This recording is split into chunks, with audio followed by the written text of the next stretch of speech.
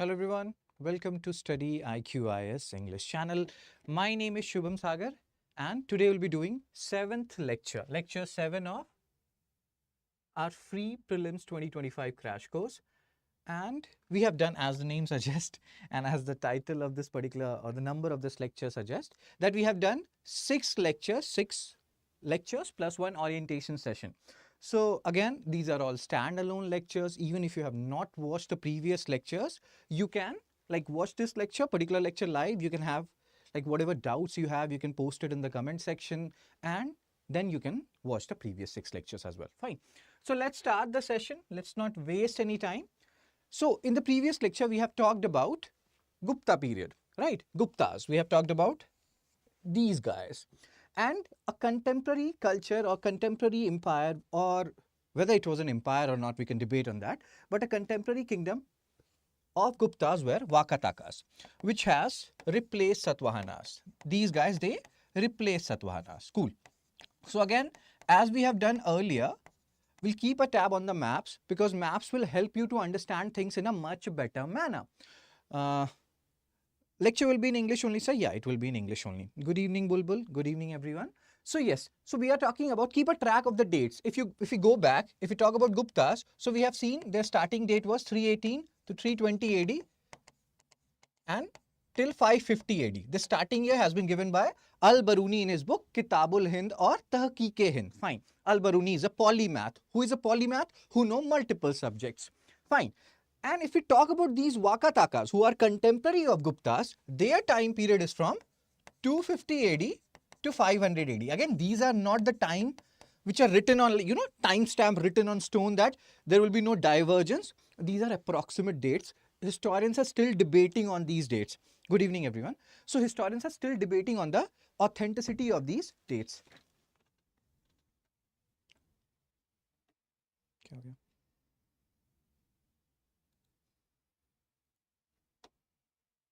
Just a second. Am I audible to all of you?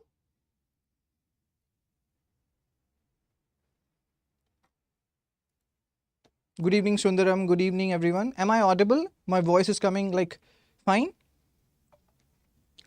Cool. So let's continue. So we are talking about the chronology part. Please understand this. These Vakatakas, they arrived a little early than Guptas. So Guptas 318, 320 AD and they also went early. So this is a very fascinating thing. They arrived around 60, 70 years early. You can have a look at this. And they also went around 50 years early. But there are certain dates where there are certain doubts and we'll talk about those doubts. Fine. So Vakatakas 250 AD. Who is the founder? Who is Vindhya Shakti? We'll talk about him. Vindhya Shakti, and there will be one more king, after which this Vakataka dynasty will be getting divided into 4 branches. But we only know about 2 particular branches. That is Nandi Vardhana branch and Vatsagulma branch. So we'll have a discussion about all these branches and what is needed for us. It's not like we have to do a PhD on Vakatakas. History, we are not reading it from the perspective of history optional. We are reading it from the perspective that we have to crack UPSC 2025 prelims and then we'll have mains crash course also once you have cleared that exam. Fine. So after Vakatakas are done, today's class is a big class and a very fruitful class from prelims perspective. There is a very, I can give you an assurance that from this particular lecture, 1 or 2 minimum questions will come in UPSC pre 2025. So you have to be very attentive here. So once we are done with Vakatakas, we'll talk about Vardhanas. And once we are done with Vardhanas, we'll go to Sangam age, because see, whatever we are reading up until now, we are confining ourselves mostly to northern India. What is happening in South India when modern period is going on or post-modern period is going on? So what was happening in South India? And then we'll talk about one criticism of our historiography. What is one criticism? Are we neglecting the history of South India or Northeast India, and why it is important from exam perspective? Fine.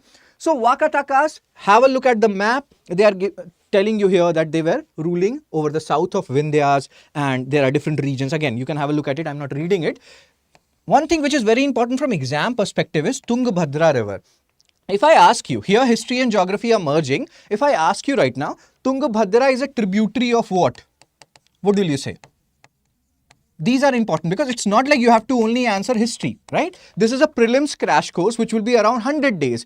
once we are done with history, we'll go to different other subjects, which I feel is important from like, UPSC pre-perspective. And who am I? That I have told you in the orientation session. Who don't know much about me or who have already studied from me, that is you people are different, belong to different branch, but people who don't know me, you can go to the orientation session and you can know more about me. Fine. So tributary, this you can write in the comment section if you know, because this is important. These kind of questions has been asked by UPSC earlier. Tungabhadra is a tributary of which river? Now, please pay attention.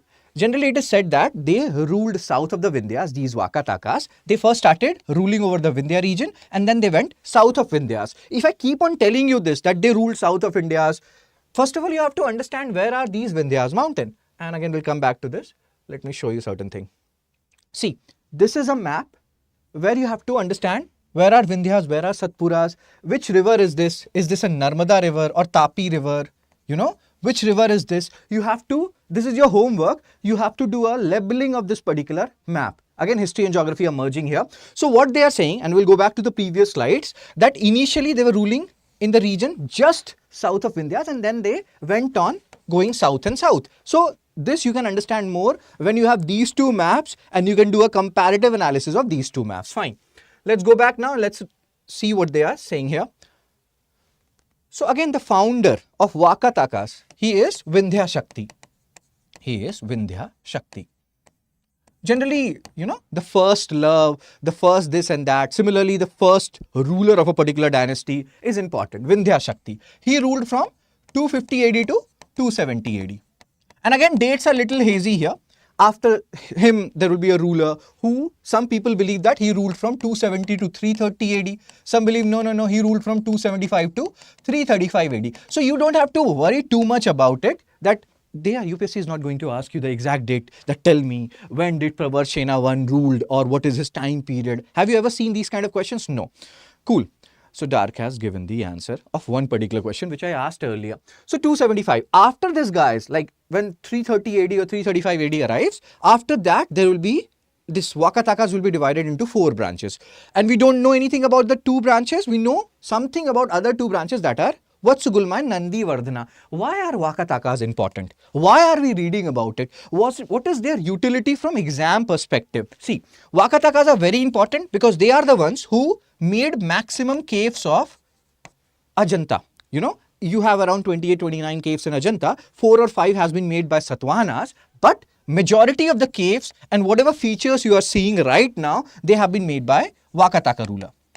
And he was a ruler who belonged to Vatsugulma branch. His name was Harisen. We'll come to him. So Ajanta caves. Because of this, he is very important. This particular kingdom is very important. Vakatakas. Then we have seen there was a period, 20 years period, when Gupta princess was ruling over Vakataka. Some people believe it is 385 to 405 AD when Prabhavati Gupta, who was married to a Vakataka prince, was ruling over, because that guy died. So she was ruling over Vakataka. Some people believe it is 390 to 410 AD. Again, the exact date you can forget about it. Just remember the period when even Chandragupta II is ruling over Guptas. So Chandragupta II period, we have talked about it in the previous lecture. So during the time Chandragupta II was ruling, his daughter Prabhavati Gupta was ruling over Vakatakas. So this was Vakataka Gupta period. So Ajanta caves, because of which Vakatakas are important. And then there is a period when Gupta princess is ruling over Vakatakas. What else is important about Vakatakas? See, Panchatantra. Books UPSC love a lot. UPSC ask a lot of questions on Devi Chandraguptam, etc., etc. Vishakha Datta is one of the favorite authors of UPSC. We have talked about Vishakha Datta earlier. So this Panchatantra written by Vishnu Sharma. And we have talked about Panchatantra and how many people believe that Panchatantra or Arthashastra is not the work of one single author. Many people believe that multiple people have written it. So Panchatantra Vishnu Sharma, it is believed that it is written in the Vakataka period, and it is an example of a Nirdesh kind of a book. Earlier we have discussed, that there are 2 types of text. We have talked about narrative text and we have talked about didactic text. So narrative text are those texts which tells you a story. Narrative text. Didactic text are those texts which tells you what to do. You have to wake up 5 a.m. in the morning. You have to do charan spurs of your parents, touch the feet of your parents and you have to do Gayatri Mantra Ucharan. You don't have to look in a bad manner at another girls, or, all these things. These are didactic texts. Bhagavad Gita is a didactic text which gives you instructions. Narrative text, stories. It is said about Panchatantra that initially many people believe that it was a narrative text. But now when you are looking at it again and again, Panchatantra written by Vishnu Sharma, you are realizing it has component of both narrative as well as didactic text. Especially for rulers of that particular period, it is more of a nirdesh. Nirdesh means directions. What a ruler should do, how a ruler should behave, how he should eat, how he should conduct himself, etc., etc. So it was more of a didactic text for the rulers of that period, and based on the writings of Panchatantra, it is believed that he is saying something to rulers whose names are ending with Shakti, like Vindhya Shakti we have discussed. So it is believed that he is talking about the Vakataka rulers, and it is mostly believed that it was written in the Vakataka kingdom, Panchatantra. Then there is very interesting phenomena related to Vakatakas. See, earlier we have talked about Satavahanas who ruled in the similar region of Vakatakas, who used to issue a lot of land grants. And we have seen that they were one of the first rulers who issued land grants on such a large scale. And feudalism and all those things we have discussed. Same thing you will see here. Land grant system will continue during the Vakataka period. What else will happen? Coins. Have we found any coins related to Vakatakas? Like Gupta period, we have seen the coins of Chandragupta, Samudragupta II, Chandragupta II, even Kumargupta. So what about the coins of Vakatakas? You won't believe it. We have not found a single coin. Just I'm saying it, maybe some people will find some coins of Vakatakas, but very few or almost no coins have been found of Vakatakas. This begs the question that when we were talking about Satavahanas who were ruling in the similar region, we have seen they issued land grants, and we have seen how their coins were. We have seen the ships made on the coins of Vasishtiputra Pulamavi. We have seen that. You can go back to the previous lectures. So this whole scenario begs a question that in central India, did they have why were they facing such coin shortage? Especially during the time of Satavahanas, the coins were not so high quality with due respect to them. Also in the period of Vakatakas, we are not finding enough coins. So all these are very interesting facet points which you have to keep in mind. Fine. So founder is Vindhya Shakti I, who is ruling around the period of 250 to 270 AD. We have talked about that. And religion is they are Brahmanas, they are promoting Brahmanism, but again, as we have discussed, they are also building Ajanta caves, which is a Buddhist cave. Generally what happens when you will read about these art and architecture, we'll talk about them separately also, the caves thing. So you will see Ellora, they have certain caves which which are influenced by Jainism, some certain influenced by Buddhism, certain influenced by Hinduism. In Ajanta caves, all the caves are associated with Buddhism. Cool. So yes, this you have to keep in mind. Fine. So let's continue. Vindhya Shakti I, 250 to 270 AD. So matrimonial ties. This we have seen earlier also. When we were talking about Magadhas, we have seen and we have talked about a ruler whose name was Bimbisara. Have you heard about Bimbisara? He married a lot because he believed in the true concept of love, which we have discussed earlier. This is a sarcasm. So this matrimonial ties, even when we are talking about Sangam age today, you will see Chola, Chera and Pandyas, they are very close to each other and they fight a lot. Akkam, Puram. Akkam is love songs. Pyar kar means do love. Oh my God. So Akkam are love songs. Puram are war songs. That shows the two basic things which people used to do a lot in Sangam age. Love songs, war songs. Love and war. That's what they used to do. Such a heroic age, Sangam age.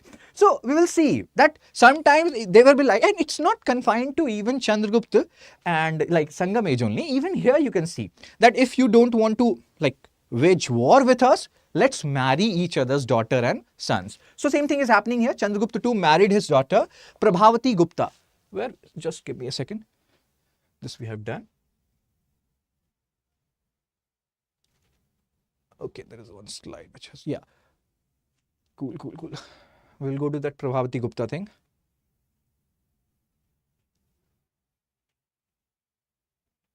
Just give me a second. There is one thing which you should not be missing. I will just show you that. So founder, this is done. Matrimonial ties, Prabhavati Gupta. This we have discussed a lot now. That why they have married Guptas, why they married Vakatakas. They are very close to each other. They don't want to fight all the time. So one way to avoid fight is to marry like each other's daughter. And that's what happened. Prabhavati Gupta, she rather, again, pardon me with all these strilling and pulling. I have lived in Bengal a lot, and there, everyone is khaki. Okay, so she married a Vakataka prince. We have discussed this, and that period was Gupta Vakataka period. Fine. So these kind of marriages, you can understand why this is happening, sometimes out of compulsion to avoid wars, etc., etc. Cool. Then see, understand one thing. When we were talking about Satvahanas, Satvahanas has been given a name in Puranas. Puranas, they are Smriti. Fine. So in Puranas, Satvahanas has been given a name. Just like Vakatakas are called Vindhikas because they are ruling south of Vindhyas. What was the name of Satvahanas in Puranas? That's how you revise stuff. It's not like I will keep on speaking breathless like Shankar Mahadevan and you will keep on looking at me and listening to me. You have to revise stuff, and that is also my work as a good teacher, fine teacher. I have to become the best teacher in this universe. So the point is, what were Satvahanas called in Puranas? Vindhika are the name of Vakatakas. I have told you this. If you know this, you can post it in the comment section. The answer starts with A, and then you have N, then you have D, fill the other words. Fine. So again, they are, you can see this, we have discussed this. This is important from exam perspective. They can give you these Vindhikas and these names, and then they can tell you what are the, and match the following. Who were called Vindhikas, who were called this and that. So you have to remember this. Where we get PDF, you can post it in the comment section, Bulbul. That there will be a link that will be provided, don't worry. Up until you get the PDF, you just revise these lectures multiple times and make a note of it on some pages and everything, and just revise them and then solve some mocks. There is one question which I keep on getting every day without fail. That, sir, will your notes suffice or we have to do anything apart from that? I have told you, that's why you need to know about myself, and that's why you have to go to orientation session if you have not seen it already. That please trust the source, whatever source you are following, you have to trust this source, and then you don't have to read any other source because there is no limit to any subject, be it history, geography, polity, or any subject. You can read it in your full lifetime will go apart, and you will still be reading that particular source. So stick to this source and solve mocks. 60 full length mocks you have to solve from 20th March to 20th May, 9:30 to 11:30. That's what you have to do, nothing more than that. Fine. Let's continue our discussion. There is one very interesting theory I will tell you. Many people also believe that during the time of Chandragupta II, CG2, Prabhavati Gupta was married to a Vakataka prince, and that also happened because these Guptas, they needed the help of Vakatakas to wipe out Western Chhatrap. We have talked about these Western Chhatrap, how they were for almost 400 years or more, they were ruling over this area. Northern Chhatrap centered around Gandhara, Takshila, they have lost it to Pehlavas, whom you also known as Parthians. If you people don't understand what I'm talking about, you can go to postmodern period lecture. There we have had a detailed discussion related to these guys, or girls. Some of them will be girls also. Fine. So again, Western Chhatrap, to defeat these Shakas, Gupta needed the help of Vakatakas, and that's why this marriage happened. Many people, or many scholars, or many historians also believe this. Fine. Cool. So Vindhya Shakti 250 to 270. See, he is the Dvija. Dvija means he either belongs to Brahman, Kshatriya or Vaishya community, and he is not a Shudra. Dvija, or Upnayan ceremony, second birth, and all these things are associated with Dvija. So Pravar Sena 2, why there is a question mark here? There is a question mark because the dates are not fixed. Some people believe it is 275 to 335 AD or CE. We have also discussed the difference between AD and CE. AD is Anno Domini, which is after death. It has a religious connotation, and that's why we shifted to CE. And earlier it was BC, before Christ. We have again religious connotation, we shifted to BCE, before Common Era. So again, he used to had a, Pravar Sena 1, he conducted wars with Naga kings, and then marriage also happened. This we have discussed in the case of Guptas as well. Nagas who are ruling in certain area of current Madhya Pradesh region, these were some formidable, they had a formidable army. We don't know much about Nagas because we don't have any direct source where Nagas are talking about themselves. We are knowing about them from Gupta text or Vakataka text. It's just like when we are talking about Charvaka or Ajivika, we don't have any of their source. We are knowing about them from Buddhism or Jainism text. So please keep this in mind. Fine. Ab, kyun kya hui? What is the meaning of this kyun kya hui? So what we have discussed, that this is good. This guy is fine, Pravar Sena 1. and before him, like Vindhya Shakti, he's the founder, and then you have Pravar Sena 1, and he is ruling for 60 years. It's a big period. And I will give you a comparative analysis here. When you will talk about Louis XIV, he was a French ruler. He also ruled for a very long period of time. He used to wear boots and everything, if you see NCRT. So when a certain ruler is ruling for a very long period, that shows that he had something in him, because it was not easy to rule for even 1 or 2 years. He ruled for 60 years approximately. So that's why all these things are given, that he took the title of Samrat, blah, blah, blah. But after that, something happened. And that's why this guy is asking what happened. So what happened? We have just discussed. After him, this guy Pravar Sena 1, this particular Vakataka, they got divided into 4 branches, and we only know about 2 branches. So they got divided into 4 branches, 2 branches unknown, we have no information, historians are still searching about it, and the other 2 branches are Vatsugulma and Nandi Vardhana. Let's write them in alphabetical order, Nandi Vardhana and Vatsugulma branch. Now again, if I ask you a very interesting question, that Prabhavati Gupta, when she married, see what we discussed, after 330 or 335 AD, because the dates are hazy, when Pravar Sena 1 rule ended, this whole thing happened. Vakatakas got divided into 4 branches. Now, when we are talking about Prabhavati Gupta, and it is said that she ruled from, let's say, 385 to 405 AD, or some sources are saying that 390 to 410 AD.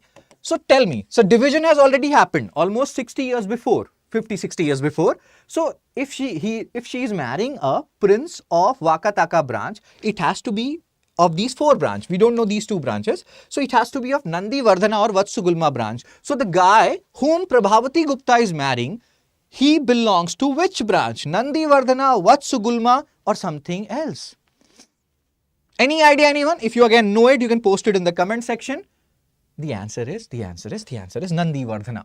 So again, the more you read it, the more you will understand all these things. So again, Prabhavati Gupta 390 to 410 CE, dates are a little bit hazy, don't worry about it too much. Just remember, the last part of 4th century and the starting part of 5th century AD. That's when Prabhavati Gupta was ruling. This was a Gupta Vakataka period. So she married Rudrasen, and Rudrasen died, and he was of Nandi Vardhana branch. What is very important for you? It will be near equal to impossible for you to remember all the Nandi, Vardhana and Vatsugulma branch Vakataka rulers. You don't even need to for UPSC pre-2025. What you have to understand is the guy who built Ajanta caves, most of the Ajanta caves, 24, 25 Ajanta caves, he is Hari Sen or something, and he is from Vatsugulma branch. That guy is important, and which branch he belongs to, that is important. This guy is also important, Rudra Sen too, because he married not any girl, he married the girl who belonged to Gupta clan, who was a Gupta princess, Nandi Vardhana. Fine. So again, then the 2 sons, they were very small. So Prabhavati Gupta was ruling over Vakatakas, and that's why this particular 20-year period is known as Gupta Vakataka period. And that's what they are saying here. And the information we are getting from Miregaon plate. Again, these are inscriptions. So whenever you see any inscription, your first instinct should be to do a revision. Revision means now you have to revise. Like when we have talked about Kanishka, Kushana ruler Kanishka. Which inscription we have talked about when we have discussed Kushana ruler Kanishka? Again, if you know it, you can post it in the comment section. I will give you a hint. It starts with RA, and it has a Sushant Singh Rajput association. Similarly, when you are talking about Satvahanas, you should be remembering which inscription we have talked about. I will give you a hint. It started with NA. There were 2 inscriptions. Both of them started with NA. And there are other inscriptions also, but these are famous inscriptions. You should not be forgetting them. As we say in Hindi, Nadi kinare saap hai, padha hua bhulna paap hai. What does that mean? That you have a snake alongside a river bank, and forgetting anything which you have already read is a sin. Again, that sounds stupid in English, but hope you understood it.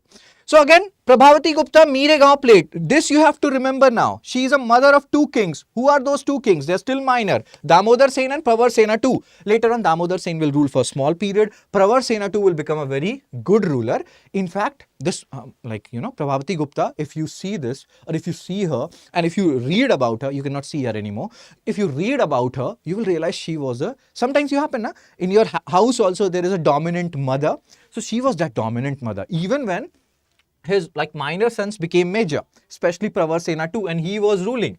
Even then she was issuing coins in her name. So that shows that she was a dominant personality. And why this is, I am confused because of the dates. So don't worry too much about the dates. Just understand the period, like 5 or 10 years here and there, that will not matter. They will give you questions related to. So, okay, Dark has given answer of one of the questions which I have asked. Other people can also participate. Keep on revising stuff. So, Pravar Sena 2, he is one of the sons of Prabhavati Gupta and he was ruling for around 35 years, fine. And during his period also, mother Prabhavati Gupta kept on issuing coins. She died around 443 AD or something. Prabhavati Gupta, fine. Then what is important? I will tell you whenever something is very, very, very important, something, I will tell you that particular part. So again, Setu Bandh, Ravana Vaho, this is a book associated or attributed to Pravar Sena 2. Like when we'll talk about this book is fine, but later on we'll talk about Harshavardhana, and he has written books. Like sometimes what happens when you are a big guy, so even if you have not written book, you can always take the credit of some books, you know. So he has written books whose mnemonic is PNR. What is your mobile number? So here you have to ask, what is your PNR number? PNR, you must have heard about PNR, train tickets. So Priyadarshika, Nagananda and Ratnavali. So these are the 3 books written by Harshavardhana, about whom we will talk about when we are talking about Vardhanas. So he is very important. This book is good, Setu Bandh and Ravana Vaho, that is fine. You can keep it in mind, but you cannot forget PNR number. You have to remember PNR number, because there are certain books which are written by Harsha's court poet Ban Bhatt, Kadambari and Harscharit, but Priyadarshika, Nagananda and Ratnavali, they are set to be written by Harsha. We don't know for sure how much he has written and how much other people have written. Sometimes somebody else must have written and he took the credit. That happened nowadays also. So we will not go there. So again, Hari Sen, this guy is important. His branch is important because he is the guy who will be making majority of the, or who will be giving patronage for majority of the Ajanta caves which has been built. 3, 4, 4, 5 caves built by Satavahanas, rest 24, 25 caves built by this guy. And what construction has happened in Ajanta caves, bro? What, you know, Padma Pani and all those paintings. Again, I agreed that the syllabus has increased for UPSC aspirant, but that is a thing of beauty, that those Ajanta caves, fine.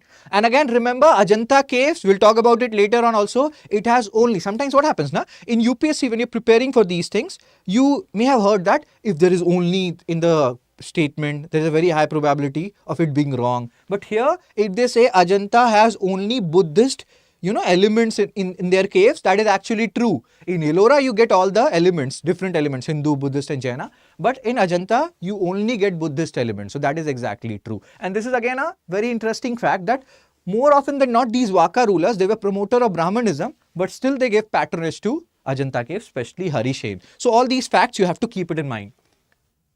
Cool, bro. Das Kumar Charit of Dandin.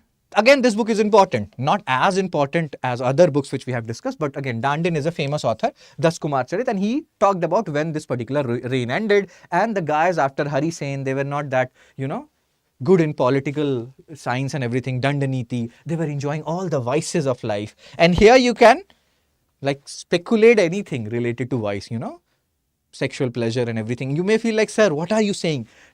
Later on, when we will talk about 5 Tamil epics in Sangam age, we'll talk about a book which is known as Shivaka Chintamani.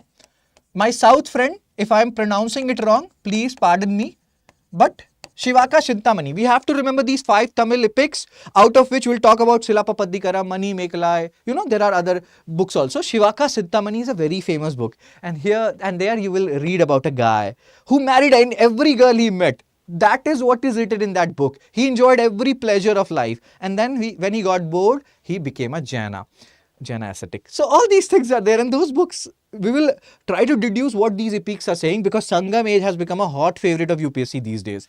Fine. So again, this guy or these successors of Hari Sen, they were also not very good and they were enjoying do everything in moderation. Like Buddhism says, follow middle path. 8-fold path, and we have discussed the 8-fold path also. What is the mnemonic for 8-fold path? What is the mnemonic for 8-fold path? Anybody who has studied earlier from me, you can contribute here, or let me write it here only. Visa lame. whatever questions I keep on asking now, you can keep on posting it in the comment section. That will help you in your revision also. So visa lame, follow a middle path. Even if you're indulging in, let's say, vices, don't go to the extremities, enjoy in moderation. So right view, right intention, right speech, right action, right livelihood, right effort, right mindfulness, right meditation, or right concentration. So these are some points which you have to keep in mind. And then these Vakatakas, their period will end. Chalukyas will come. After Chalukyas, Rashtrakutas will come. We'll talk about them. Now, some important point. These guys, like Satavahanas, they also gave land grants. And you are seeing the numbers. You don't have to remember the numbers who gave what. But remember, the land grant system, which was started on a large scale by Satavahanas, continued in that same region by Vakatakas. One more thing which I have already told you related to coins. We have almost negligible to no coins. We have not found any such coins related to or given by Vakataka. So this you have to keep in mind. Fine. So Vakataka's culture, Ajanta caves, this is important and you have to keep it in mind. And again, 5 caves, we have had a discussion on this, that 5 caves excavated in Satvahana phase and 23-24 Vakataka period, and the guy was Hari Sen. Cool. These are Ajanta caves. Later on, when we are having a discussion on these caves, we'll talk about them as well. Or we'll talk about each of these caves in a chronological manner. Like let's say, we are talking about Bhimbetka, we can talk about Barabar cave, we can talk about Nagarjuni cave. So we'll have a chronological discussion of these caves later on as well. Fine. Then Vakataka culture. Panchatantra we have discussed Panchatantra, and we have talked about narrative text and didactic text and how it has element of both. Like initially, people felt that Panchatantra was more narrative than didactic. Now, when you're reading it again or when you are deducing it again, you are realizing that for those rulers of Vakataka period, it was a kind of nidarshan or direction. What king should do and what king should not do. Fine. So, all these things are written here. You can have a look at it. We have discussed this. Then this part. Vakataka coins. We have just discussed it. Minimum or 0 coins we have found in this particular period. Remember the terms, like when we're talking about Gupta period, we have talked about Uparikas, we have talked about Uparikas, and then we have talked about Vishya, we have talked about Vishyapati. These are the tricky terms. The more you revise, the better you will become. So Vishya, Vishyapati, Uparikas, any idea what they are?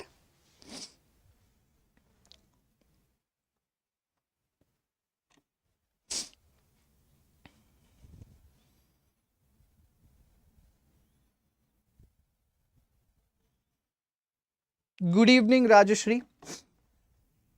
Uparikas, Vishya and Vishyapati. Uparikas are the people who are ruling over the provinces, and those provinces were known as Bhuktis. Vishyas are the districts, and the people who are ruling over these districts are known as Vishyapati, as Aarti and Umesh are saying this. So please remember these terms. Similarly, here you have different terms. Klipta and Upaklipta. These are forms of taxes. Here you can even forget which kind of tax, purchase tax, sell tax, or different kind of tax. Just remember, Klipta and Upaklipta are taxes or terms associated with taxes during Vakataka period. Coins, we don't have much, or we have negligible evidences of coins during the Vakataka period. Now the next part of this particular lecture, that is Vardhana dynasty, and then we have to go to Sangam age. So Guptas, they declined around 550 AD. Because of their decline, multiple kingdoms emerged, like there was a Mokhri kingdom. Then you have Maitrikas, Mokhri, Kannauj was their center. Kannauj, that is in UP, hope you can see it. Oh, I think. Fine. And then there was Mokhri, this is Mokhri, there was Maitraka. Their center was around Vallabhi in Gujarat.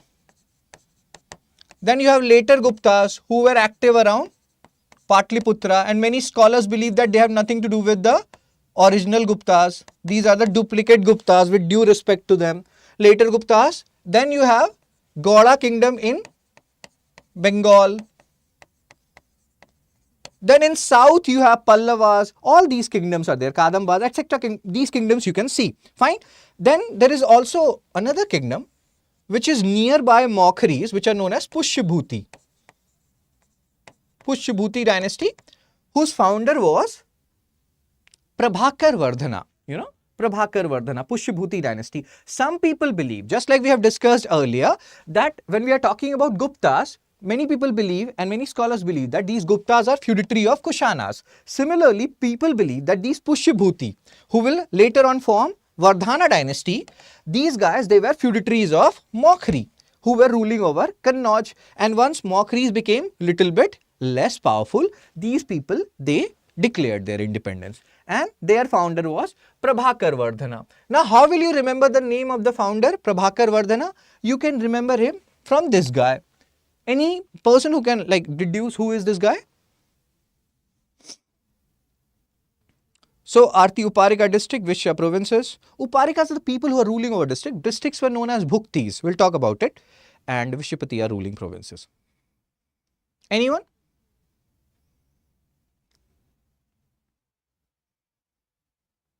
You can post it in the comment section who this guy is. This guy will help you in remembering the founder of Vardhana dynasty, because there are so many guys whose names are ending with, Vardhana. So you can get confused. So this guy will help you in remembering the chronology. Who is this guy?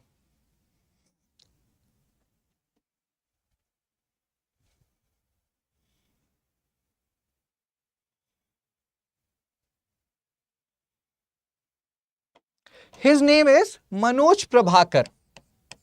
He was a Indian cricketer, Manoj Prabhakar. So Manoj Prabhakar sir will help you in remembering Vardhana dynasty. So if you are, and the founder of Vardhana dynasty, who was Prabhakar Vardhan, means Prabhakar Vardhan. So Vardhana dynasty, the founder was Prabhakar Vardhan. And this Prabhakar Vardhan, he has 2 sons and 1 daughter, according to Ban Bhat Harshavardhana. One was Rajavardhan, other was Harsha. And this story you need to know, because so many questions have been asked in different exams based on this story of Ban Bhat Harshavardhana. And then there was a girl called Rajashri. Fine. So this is the chronology. Vardhana dynasty founder is Prabhakar Vardhan. He has 2 sons, 1 daughter. Rajavardhan, Harshavardhan, Rajashri is the daughter. This girl, Rajashri, she was married to Maukri ruler Grahavarman, or Maukri prince Grahavarman, who later on became the ruler Grahavarman. And we have just discussed, you have to understand the chronology.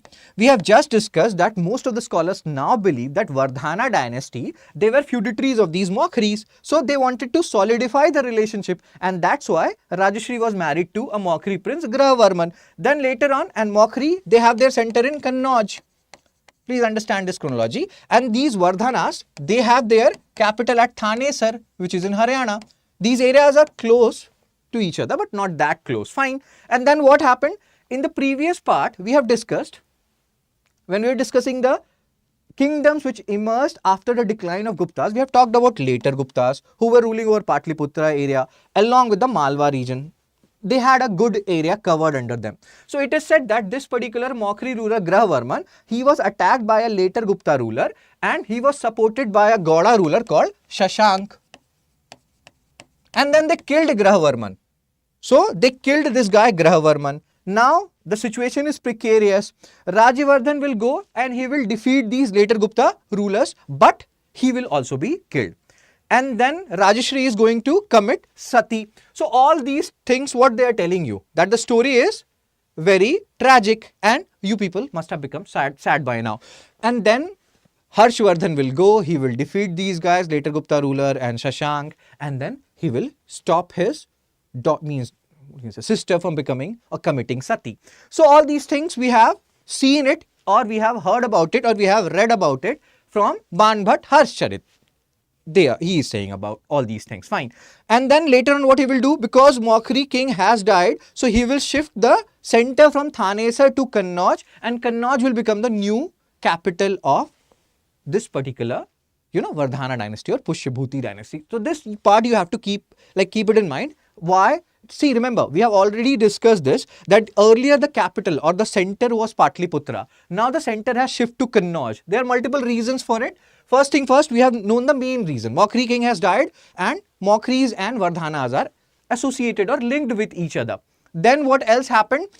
Kannauj, it lies on Uttarpat, it's lie on the fertile Gangetic plain area as well. So trade is happening, surplus production is happening, multiple factors are playing a role that why Kannauj became a center of attraction, the shift happened from Patliputra to Kannauj. So this part you have to keep in mind. Now let's go back and let's read things based on the slides. So Vardhana dynasty. And Harsha, this guy, he will be ruling from 606 to 647 AD. Cool. So Vardhana dynasty, they are talking about all these things. Prabhakar Vardhana, he is the ruler. Please remember it from, or remember him from this Manoj Prabhakar thing. That will help you in remembering Prabhakar Vardhana. I'm telling you from my experience, people get confused here.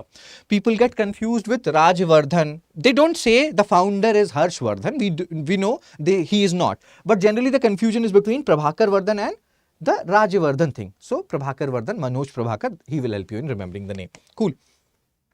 And Pushyabhuti and Vardhana are same, not different. Cool. Manoj Prabhakar, Prabhakar Vardhana. And then 590 AD, we are saying Mokhri, Kannauj, we are saying Pushyabhuti, Sthanvishwara. This map you have seen, I think, multiple times now. Sthanvishwara, Thanesar. Keep it in mind. Cool. Late Guptas, Prayagraj, see, Malwa is also under their control, and most of the people believe late Guptas have nothing to do with the original Guptas. In this particular area, you can see the Gauda kingdom, or Gauda kingdoms were ruling over it. Pallavas are here. We have already discussed this. During the period of Samudragupta, he also attacked Pallavas. Who was the ruler who was ruling over Pallavas at that point of time? Any idea? Which ruler was ruling over Pallavas at that time when Samudragupta attacked Pallavas?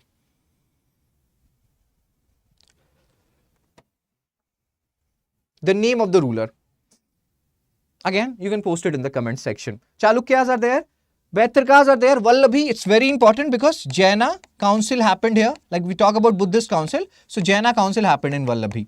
Bharu Kacha, Bhrigu Kacha, Bari Gaja, all these are same. Fine. So Vardhana dynasty, Prabhakar Vardhana, Manoj Prabhakar will help you in remembering this. Again, we have discussed this. This is the important part. Just like Guptas were feudatory of Kushanas, these Vardhanas, they are feudatory of Mokhri. Keep on looking at the map, that will help you. And again, there is a story, this whole story which we have discussed. How Rajashri was married to Mokhri king, Grahavarman. What is the source here? Ban Bhatt, Harscharit. Ban Bhatt has also written another book which is known as Kadambari. So remember these small but important facts. Prabhakar Vardhana was succeeded by his son Rajvardhana. He had Buddhist inclination. If you even watch Bharat Ek Khoj, if you have spare time, if you don't have that spare time, don't worry about it. So Rajvardhana, he was a Buddhist, or he had Buddhist inclination. When we talk about Prabhakar Vardhana, his father, he was a worshipper of sun. When we talk about Harshavardhana, we all know, or some of you may know, that he became a big, Mahayana Buddhist follower. He followed Mahayana Buddhism. But before that, he followed different other gods also, which we will understand when we are reading his books, PNR. Priyadarshika, Nagananda and Ratnavali. So Harscharit, Prabhakar, see, we have discussed all this story. Devagupt, he is a later Gupta ruler who attacked Mokhri kingdom and he killed Grahavarman and captured Rajashri and all these things. And then Rajivardhan will go and he will save his sister, but in the meantime these guys will kill Rajivardhan also, and then Harshavardhan will go, and Rajashri is all devastated. She has lost her brother, she has lost her husband, and she is about to commit sati. That will not happen because of Harshavardhana according to Ban Bhatt, Harscharit, and this is a sad story. Cool. So all these things are written here and you can have a look at it. Cool. Shashank, Gauda kingdom ruler Shashank. We have talked about Sunga dynasty, Pushyamitra Sunga.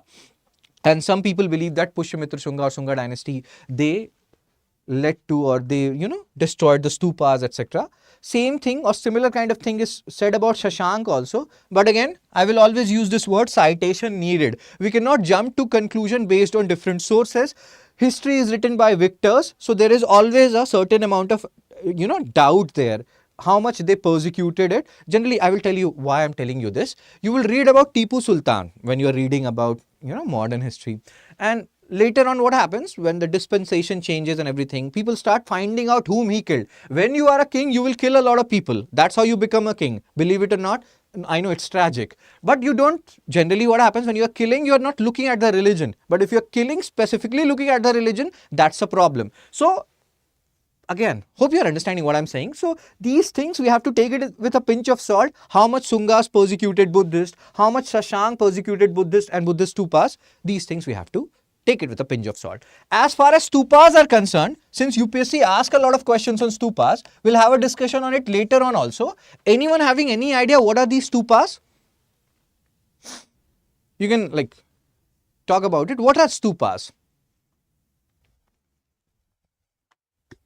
Let's talk about some facts related to stupas and then we'll move on.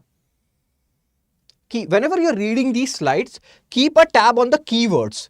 Keywords from which UPSC has asked a lot of questions in the past and which we cannot skip.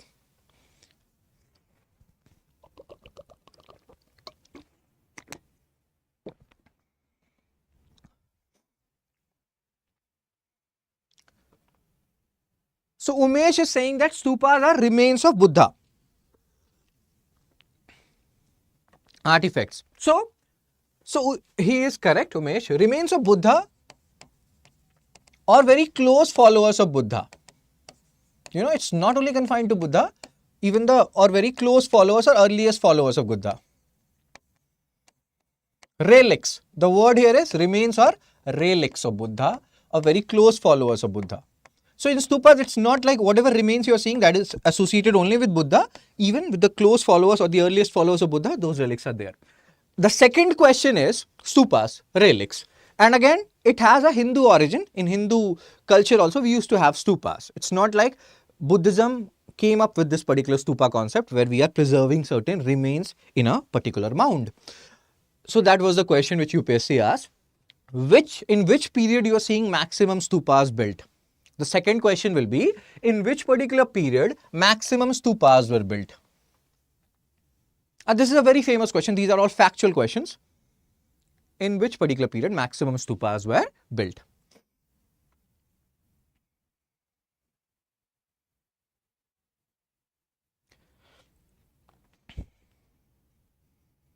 The answer is Mauryan period.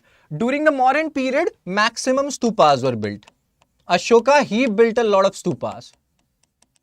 So remember these small facts. We will talk about it when we are talking about Buddhism per se. Then we'll talk more about these things. Fine. Let's move on. So Harshavardhana 606 to 647 CE. During his period, we have already talked about Fahian.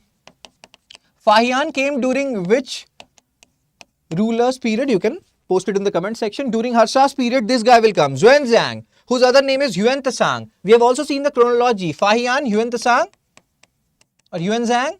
So F comes first. So Fahian came first and then Yuanzang came. His book is CUQ. What is the name of Fahian's book? Again, you can post it in the comment section. So he shifted the capital from Thanesar to Kannauj once Maukri ruler Grahavarman died. We have had this particular talk. And then in the previous lectures also we have talked about it. And Banbhat wrote in his Harshavardhana that this guy Harsha, he is Saklottar Pathnatha. Saklottar Pathnatha means Lord of Uttarpath. And there are certain things like it is said that he is a capturer of 5 Indias. And in that 5 Indias, Bengal is there and certain other areas are there. So Saklottar Pathnath term, do remember it, we associated with Harsha. And then initially he was a follower of Shiva. There is a goddess Gauri. There was a book in which he is talking about a Bodhisattva, Jimuta Vahana. And he has changed that whole Bodhisattva Jataka story. And he has introduced goddess Gauri as the savior of Jimuta Vahana. So in fact, in that particular story, he is introducing the elements of both Hinduism and Buddhism. During Chandragupta II rule. So you have to be very specific which Chandragupta you are talking about. Aarti is asking, means giving the answer of Fahian question. Fine. So CUQ and we'll talk about Harsha. So what we were discussing, bro? Harsha, 41 years period, Saklottar Pathnatha, Lord of Uttarpath. And again, you can post in the comment section who was Lord of Dakshinpath, which we have discussed earlier. So he captured a lot of areas and according to Banbhat Harsharit, he was never defeated. But that thing has been challenged by Ahiole inscription. Ahiole inscription, which says that the Western Chalukya ruler Pulakesin II, he did defeat Harsha. So again, you have to look at the map. Where is the big map? So these Chalukyas you are seeing now. So Western Chalukya ruler will later on defeat, Western Chalukya ruler Pulakeshin II will later on defeat Harsha. So this fact you have to remember.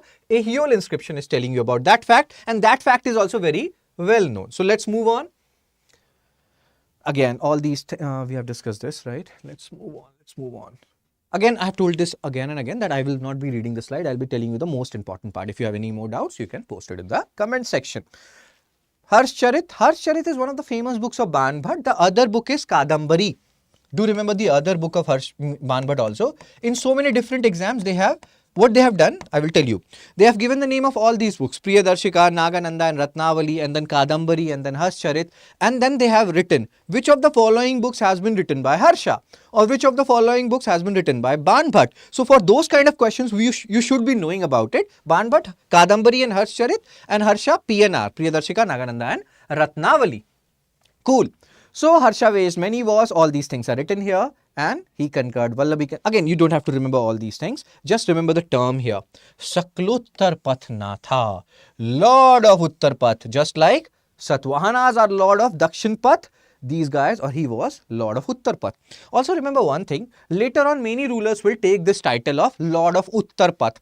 Just like we have seen the Vikramaditya thing, when we were discussing about Shakas, we have talked about that there was a ruler of Ujjain who defeated the Shakas, and then he took the title of Vikramaditya and he started Vikram Samvat. UPSC has asked multiple PYQs on Vikram Samvat, so Vikram Samvat is also important. When did it start? Post it in the comment section. Keep on revising it, and that is my work. The more I help you revise stuff, the better you will perform in UPSC pre-2025. Scheduled in May 2025. Let's move on, bro. So again, you can have a look at this. Harshavardhana military campaign and expansion. Lord of 5 Indias. They can also ask you this.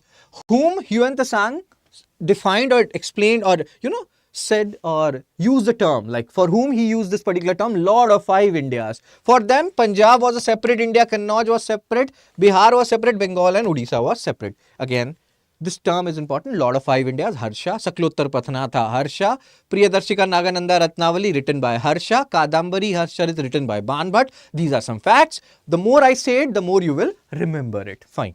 And then he was defeated by Pulakeshin II of Chalukya dynasty, mentioned in Aeol inscription. Aeol Badami. They are also known as cradle of temple architecture. Aeol Badami. Your work is to find out where is Aeol and Badami. Cradle of temple architecture, Vishra style, Nagara style, Darvada style, and then you have a hybrid, that is Vishra style. You find it a lot in Aeol, Badami region. Fine. And now, let's have a comparative analysis. Harsha, he is ruling in the period, comparative analysis of Vardhana dynasty and Gupta dynasty. So Harsha, his period is 6006 to 647 AD. Cool. And he's not ruling, it's not like, and Gupta Empire ended in, if you talk about Guptas, their end date was 550 AD. So not even 50 years have, like 50, 60 years have ended. End date is 550 AD. So most of the things which were happening, most of the administration or the nomenclature which was there in Gupta period, that continued in Harsha period. Even during the period of Guptas, the provinces were known as Bhuktis, and the people who were ruling over Bhuktis were known as Uparikas. The same thing continued here. Even during the time of, so you don't have to remember anything else or extra here. Even during the time of Guptas, districts were known as Vishyas. Here also they are known as Vishyas. And the people who were ruling over Vishyas were, or who were administering Vishyas were Vishyapati. Same thing continued here.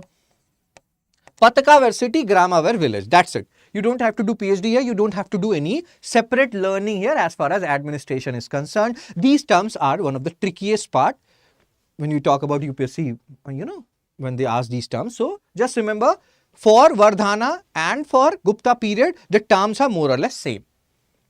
During the reign of Shakas. Cool. 58 BC as Umesh is saying. Lord of Dakshinapat, Aarti is saying Satvahanas. And the book of Fahiyan is record of Buddhist kingdom. Administration civil. See, he has a very strict administration, and that's why he was able to rule for almost 40 odd years in that period of turmoil. Why it was a period of turmoil? In North India, we have Hunas. If you again have a look at the map, you will realize the Hunas, who were majorly responsible for the decline of Gupta Empire, they were still there. Trade has almost declined a lot. Slowly and gradually from this period onward, you will start seeing ruralization. It's not like all is hunky-dory during the period of Harshavardhana. It is the beginning of the decline. After Harsha's reign, after 100 years, we have early medieval period where many of the cities will turn into villages. We have talked about this. Ahit, Chhatra, Kaushambi, etc. When do we have cities? When you have surplus production, when you have trade. Let's say you don't have surplus production, you are not having any trade. Then what will happen? People from towns will start shifting to villages. And that's what started happening during the period of Harsha, and it reached its peak during the early medieval period. And that's why many scholars, they say early medieval period as the Dark Age. Cool. And here you can see strict punishment was given. Mutilation of limbs, banishment into the jungles, etc. etc. That shows he was a strict ruler. And he was a badmash, because you cannot, have a look at this. He was dealing with these badmash guys in a strict manner. Cool. So now economy under Harsha, this is what we are discussing about. We have seen paucity of coins during the Skandgupta reign, which was from 455 to 467 CE, and decline in trade, Indo-Roman trade, which was happening with the Byzantine Empire, which was Eastern Roman Empire. All these things have happened. So trade was declining, and that decline continued. This was just a brief happy phase. Please understand this. This particular period, when we are talking about Harsha, 606 to 647 AD, it's not like everything is so hunky-dory and oh my God, this is the... No. This is just a brief happy phase. Maybe he was a very strong ruler. Maybe because he was able to capture a lot of areas, so he was able to garner more resources. But the economy was in a dire state. Trade was declining. More and more, villages were getting created. Towns were getting dismantled. De-urbanization was on the rise. And that's what they are writing here. And if you don't have trade, you won't have urban areas. If you don't have non-agricultural activities, you won't have urban areas. This we have discussed when we have talked about the prerequisite of urbanization. Economy under Harsha. Same thing they are saying. Have a look at it. Harsha pattern of scholar. We have discussed what is the mnemonic for remembering the means, like remembering the books written by Harsha. What have we discussed earlier? Mnemonic, mnemonic, mnemonic.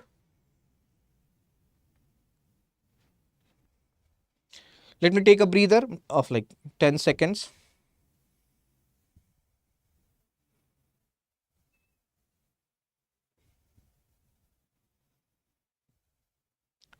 Mnemonic for remembering the books written by Harsha. What have we discussed?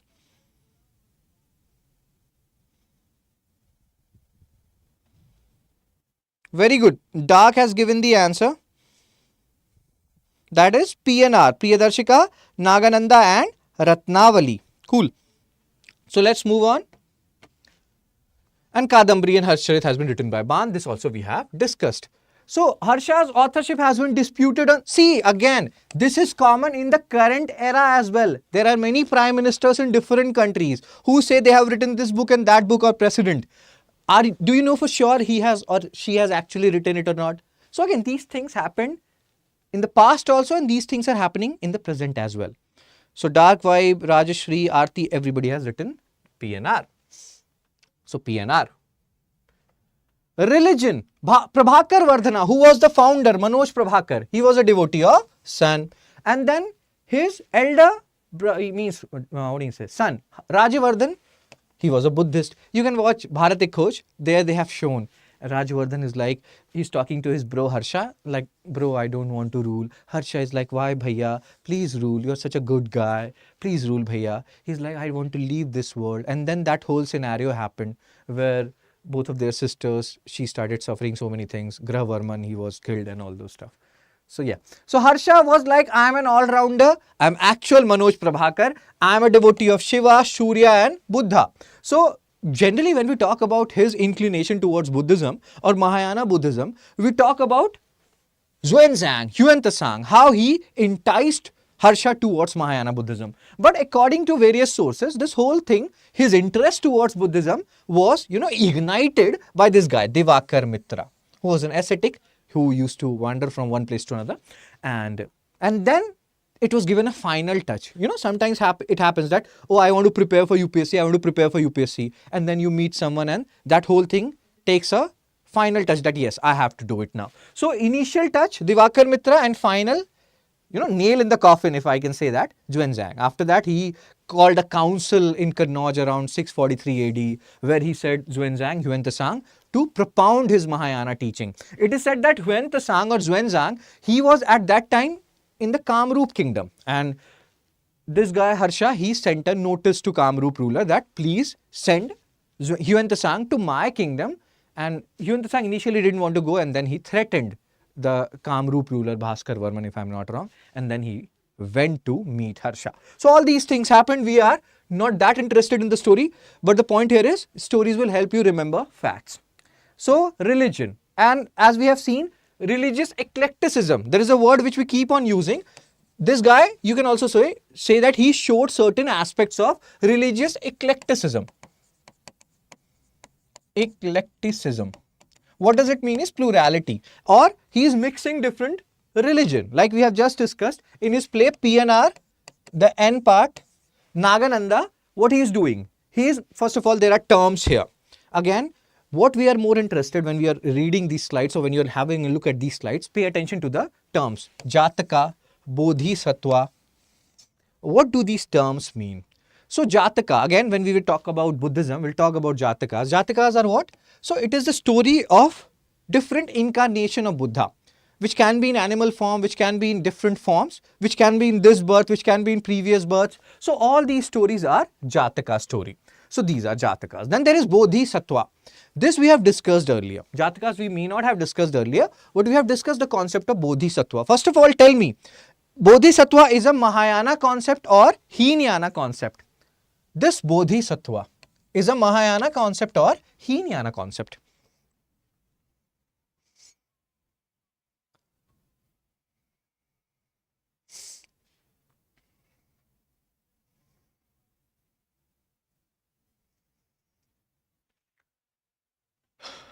Bodhisattva is a Mahayana concept. And what is the concept of Bodhisattva? That they will delay attaining their own salvation. They will help others attain their salvation first before attaining their own nirvana. That is the concept of Bodhisattva. So there is a story, Jataka story of Bodhisattva, Jimutavahana. Harsha changed it. He introduced goddess Gauri as the savior of Jimutavahana. Now who is goddess Gauri? She's like, this is another name for Parvati. If you go back to the previous slide, you will realize that he was a worshipper of Shiva as well. And if he worshipped Shiva, he worshipped the wife of Shiva as well, Shiva, Shurya and Buddha. So please remember these things, what we are discussing here. They can ask you that Jimutavahana is associated with which of the plays of Harsha, if they have to make a very tricky question here. So Bodhisattva, Mahayana, as Aarti is saying. Again, Grand Assembly at Kannauj happened. Kannauj, 643 AD. So many people came. Lasted for 23 days. You don't have to. Like I have already told you, you can have a look at it. He died in 647 AD. And then there was a general of this particular guy, minister of Harsha, who was Arunashava. About him, which again we know very little. Not only we, like most of the historians don't know much about him, and don't even know that when his reign ended. After 647, when Harsha died, he became the ruler. And then up until what period he ruled, we don't have any idea at all. Whatever books you refer, it's very hazy about Arunashava. It's just that Harsha sent an ambassador to China. In return, Chinese king, he also sent an ambassador to in the court of Harsha, whose name was, you can see it here, Wang Zhuang's. And then there is a story here. How true or how wrong it is, we don't know. You just have to remember this guy's name, because you know, this Wang Zhuang's, we have already talked about Chinese traveler. We have talked about Fahian. We have talked about Huan Tsang. And questions has been asked. And like there was a question, if I remember correctly, PYQ question, where they have given Fahian, they have given Huan Tsang, they have given Meghasthenes and other travelers, and you have to arrange them in a chronological manner. So Fahian, Huan Tsang, Aizing, also remember Wang Zhuang's, he came around 648 AD. In fact, he came first around 643 AD, and then the Chinese ruler sent him again in 648 AD. Now the ruler has changed. So this guy was not very, Arunashava was not very hospitable to Wang Zhuang's, to put it mildly, and then Wang Zhuang's got angry and he created his own army and then defeated him, etc., etc. Again, it's slightly exaggerated, but you have to remember this name Wang Zhuang because most of the people, they read about Fahian, they read about Yuan Tsang, sometimes they also read about Aizing, who came around 671 AD if I'm not wrong, but most of the people don't know about Wang Zhuang. So you have to remember him because they can ask you, which of the following traveler is known as Grand Master for the closing court? And that will be Wang Zhuang. So you have to remember this name. Cool. Now let's talk about South India. Let's talk about Sangam period. If you read, if you go back a little and if you talk about things, starting from like IVC period, we talked about Indus Valley civilization, predominantly in northern India. What predominantly? They are totally in northern India. Then we talk about Vedic period, North India, Eastern India, Gangetic Plains. Then we talked about Mahajanpadas, most of whom you are talking like are in northern India. Then in those Mahajanpadas, we have talked about Ashpaka, which was the only Mahajanpada lying completely south of Vindhyas. Revised 16 Mahajanpadas. Cool. So what we are seeing here, so Mahajanpada period. Then we talked about Mauryan Empire. Most of the Mahajanpadas, northern India. Then we talked about Mauryan Empire, and that is almost all over India, but morely their capital is revolving around like, Patliputra, again, northern India. So Mauryan period done. Post-Mauryan period, we are talking about Shakas, Kushanas, northern India, mostly northern India. And now we have talked about Gupta period, northern India. We have talked about Harsha, northern India. So there are many scholars, there are many historians who believe that, who believe that South India and Northeast India has been ignored a lot when it comes to historiography. South India and Northeast India. South India, even though we read about it a little bit, but Northeast India, Northeast Asia I'm writing, Northeast India has been almost completely ignored. Let's rewind it. I think I have told you earlier also. When we talk about Northeast India, what do you know? Neolithic period, there are different sites. Dao Jali, Hading, Napchik, Saru Taru. What else do you know about Northeast India? Neolithic sites, some Neolithic sites you know. Then what else? Then when we come to medieval period, we talk about Kamroom kingdom, and later on we talk about how there were different kingdoms in Assam who defeated Mughals, and currently there is a attempt going on to write some history about Northeast India. Even if you talk about independence movement, you talk about Rani Gaiden Liu. That is the name which you remember a lot, but she is an exception. And then we talk about why there is so much separatist tendencies in Northeast India. If you ignore their history, if you don't talk about them much, what will happen? Hope you're understanding what we are saying. We are trying to understand what is going on in different domains, because later on you also have to give mains, and all these things you have to keep in mind. Rani Gaiden Liu is an exception, not a norm. So Northeast India has been ignored in our historiography, the way we have written our history. And again, I'm not saying this, Upinder Singh Ma'am mentioned in early medieval India is saying that. South India, that has also been ignored a lot. North India, our historiography, the way we are writing history, the way we are talking history, mostly we are talking about North India. We have ignored South India, we have ignored Northeast India, and that's why these days in Indian Express, today I have covered an article where Tamil Nadu CM, he's talking about so many things. We are seeing an attempt to know more about South India. So again, when all these things were happening in North India, when you were having all these, Mauryan period, post-Mauryan period, etc., what was going on in South India? And forget about like Mauryan, post-Mauryan period. When you had this Indus Valley civilization and later on Vedic period, what was going on in South India? We must ask that particular question. Only then your concepts will be getting clearer. You need to, and in that scenario, you won't be mugging up that much. So let's talk about South India, which has been ignored a lot. Just like this girl is ignoring me, we have ignored South India and Northeast India. So what they are saying is, let me tell you the chronology part. So what they are saying is, when we're talking about Neolithic period in North India, Neolithic period in North India. So we have discussed that this particular Neolithic period in North India, it arrived around 6000, 7000 BC. That was the 60,000. It is not. It is 6000 or 7000 BC. Fine. And we have discussed the place that was Mehergarh, near Balochistan province.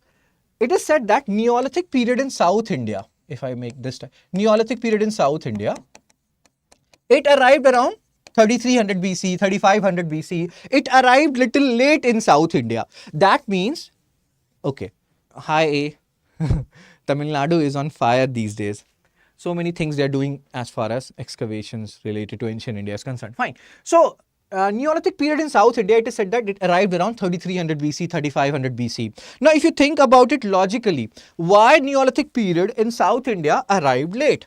And again, these are approximate dates, don't kill me for this. The basic point here is to tell you that Neolithic period arrived a little late in South India. What could be the reason about it? Iron Age must have been going in South India when there was Copper Age in North India, which can be recently concluded.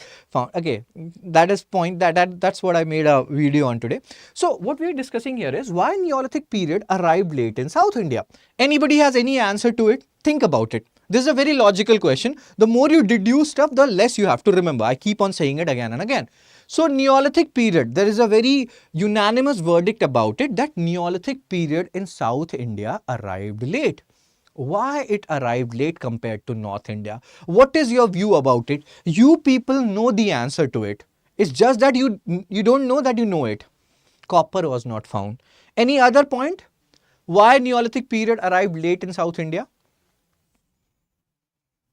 You know it. You know it, but you are not able to say it. Sometimes we love someone, but we don't say it. Say it. Same way, you know it, now you have to say it.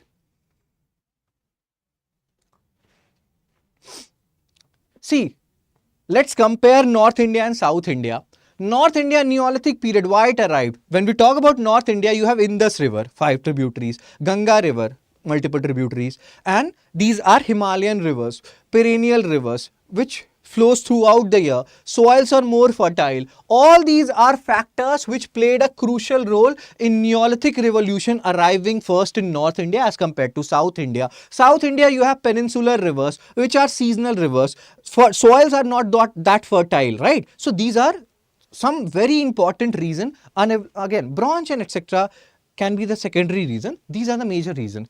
Absence of too many perennial rivers, seasonal rivers they have. I think not very good source of water exactly. So not very fertile soil, and North India has comparatively more fertile soil, perennial rivers, Himalayan rivers. So these are some major points why Neolithic period arrived late in South India.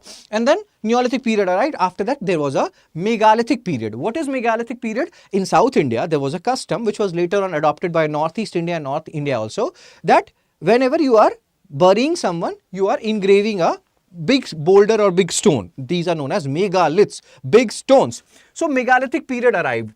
Generally, if you had history optional, you may have been asked what are like a megalithic site. They will give a dot and they will ask you what this place is, Adi Channalur or Junapani, etc.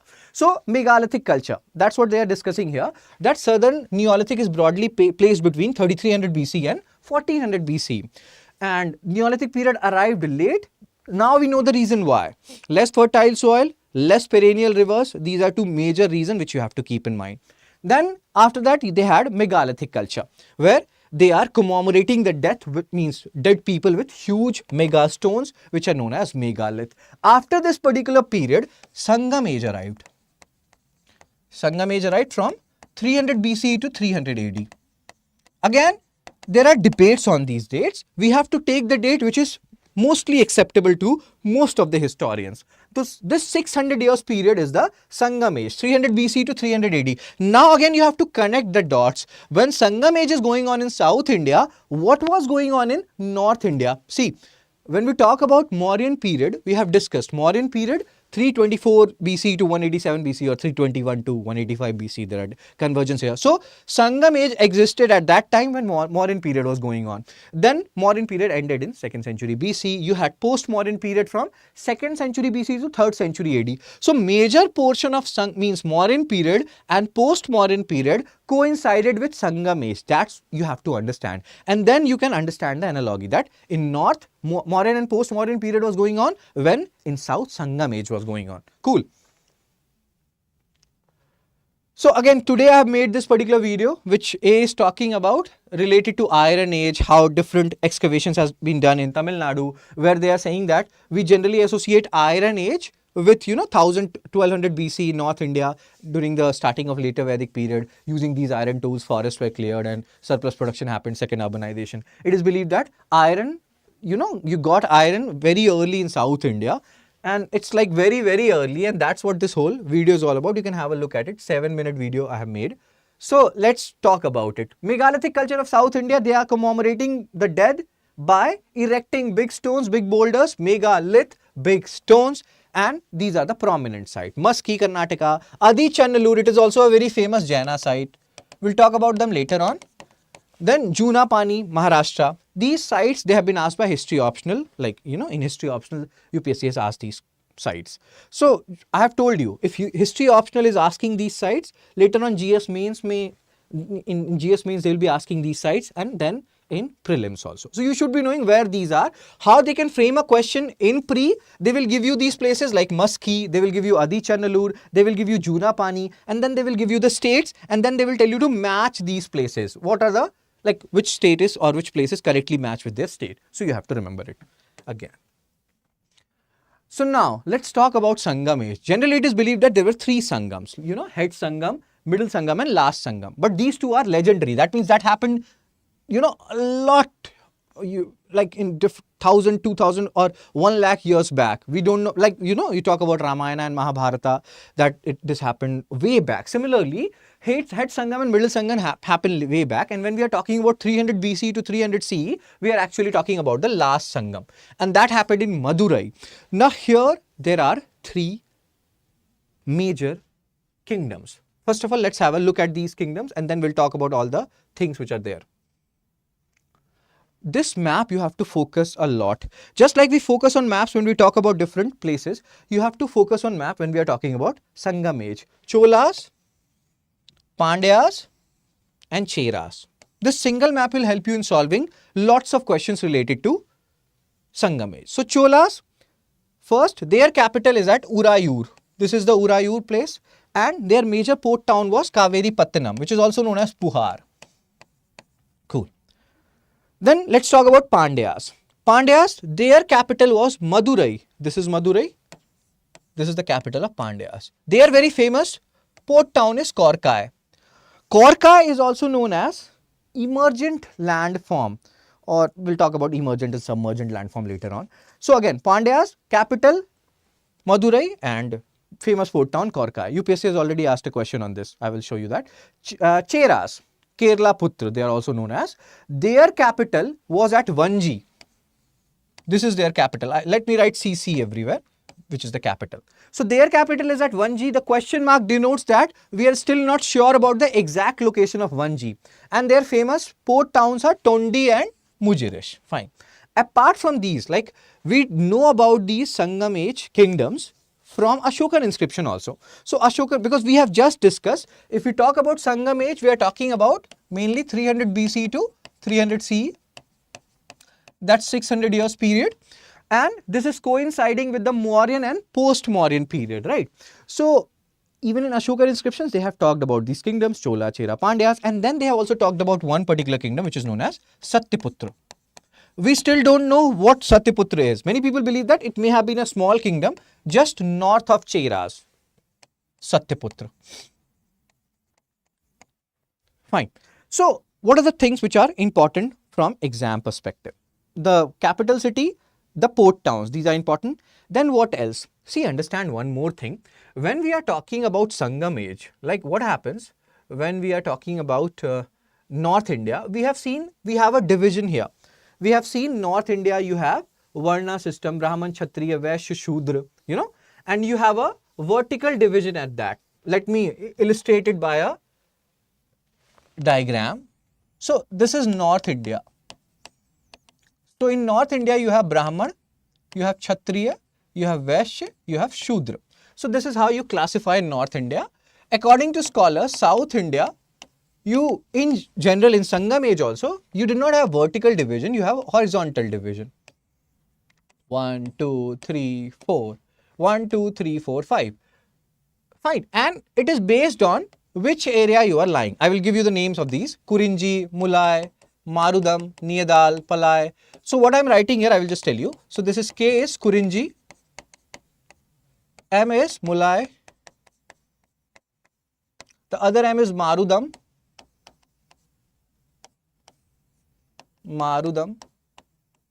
then there is something known as Niyadal, and P is Palai. Fine. So Kurinji, Mulai, Marudam, Niyadal, Palai. What are these? These are different areas.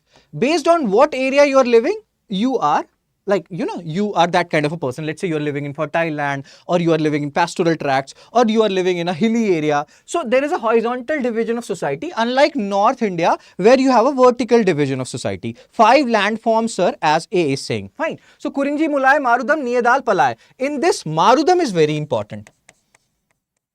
Marudam is the agricultural land. They can directly give you these terms and they can ask you what are these terms or what do they stand for. We'll talk about it. So out of Chola, Chera and Pandya, Pandyas they have, like Cholas, they have maximum Marudam. Because you can see a river here, and river and their distributaries. So they have maximum Marudam, maximum fertile land, because of which Chola will emerge victorious out of these 3 kingdoms. Chola, Chera and Pandyas, they are very close to each other. They will fight a lot of war. Finally, Cholas will win. And why they will win? Because they have a lot of Marudam. Pandyas have pastoral tracts. We'll talk about it. And Cheras have hilly tracts. It's not like they do not have fertile land at all. We are talking about maximum component. So maximum fertile land went to Cholas. They emerged victorious. Then maximum pastoral lands went to Pandyas and maximum hilly tracts went to Cheras. Because as you can see, Cheras, where they are located, you can also see Western Ghats there. Again, geography and history are merging here. So these are some small facts which you have to keep in mind. Then Chola, Chera and Pandyas, they're very close to each other. So wars happened all the time. And that's why you see the concept of Nadu Kal or hero stone worshipping. Hero stone means, let's say, I have to fight a lot of wars. I have to fight 2 wars tomorrow morning and tomorrow evening, right? So I will commit, again, I should not be using the word. Let's say you have to fight war here, there, everywhere. So when will you fight war? When you have enough salary, enough package, or when you have enough respect. What do we want in our society? We want either salary, or respect, or both. So that's what used to happen. Nadu Kal or hero stone worshipping, which used to happen a lot in South India and Sangam age. Why it used to happen a lot? Because they used to fight a lot. Practice, sir, exactly. We will talk about Vata Kirutal. So they used to fight a lot and you have to give respect to these people, otherwise they won't fight. Why would I fight? Current scenario also, our army, our navy and our air force, we respect them a lot, we give them so much respect. Salary is also decent enough, So all these things are much needed, and that's why Nadu Kal hero stone worshipping is so revered. And then we'll talk about some more things here. So please understand this thing. Kurinji, Mulai, Marudam, Niyadal, Palai, horizontal division of society. And it's not like it always remained like horizontal division of society. Later on, South India also became divided into, there was a vertical division which happened later on in South India. That is Brahmanas and then non-Brahmanas. This is Brahmanas and non-Brahmanas. And this is a very famous thing. So what happened? Later on in 18th, 19th, 20th century, when Indian national movement was going on, so there was a movement which started in South India, self-respect movement, which later on got converted into Dravidian movement. Their basic concept was that Brahmanas, they are occupying maximum positions in civil services, in judiciary, in everything, and even in polity, they are occupying the higher positions. We want justice for non-Brahmanas. So justice movement, self-respect movement, Dravidian movement, all emerged out of it. All emerged out because of the respect which was needed for non-Brahmanas. So although initially in southern India, Periyar, sir, exactly, initially in southern India, you had horizontal division of society based on which land you were living on, Kurinji, Mulai, Marudam, Niyadal, Palai. Later on, they also got divided into vertical stratas. Justice movement, self-respect movement, and then you have Dravidian movement. And now the parties which you are seeing currently in South India, DMK, AIDMK, they all emerged out of this Dravidian movement. DMK, AIA, DMK. So this is the whole or somewhat gist of southern India. So now let's talk about Chola, Chera and Pandyas. Their symbol. Chola symbol is tiger. Pandya symbol is fish. And Chera symbol is bow and arrow. So these are some small minute things which we have to keep in mind. Cool. Now let's go back and let's read about them. Oh, just give me a second. This particular image, the discussion which we had on this particular image, this you have to rewind and you have to listen to it again and again. I'm betting this. You can take 10 rupees from me or 1 5-star from me. Whatever discussion we had on this particular slide, one question will at least come this year. It has to come, 1 or 2. at least in pre. It will come in pre. If it is not coming in pre, it will come in main. So you have to rewind this particular slide what we have discussed. Fine. Let's go back. So we are talking about Sangam age 300 BC to 300 CE, 600 years period, and we are seeing that this particular period is coinciding with the Mauryan and the post-Mauryan period of North India. Cool. This Sangam thing happened in Madurai. We had just had a discussion. Madurai was the capital of which of these kingdoms? Madurai.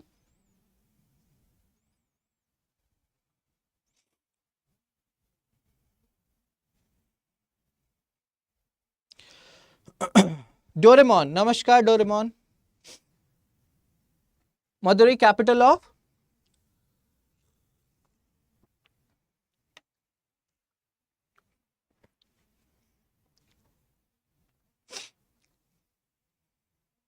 Pandyas. Shilapapatikaram, Manimekala, Shivaka Chintamani are famous, so we'll talk about them. These are Tamil epics. There are 5 Tamil epics. These are 3 of them, right?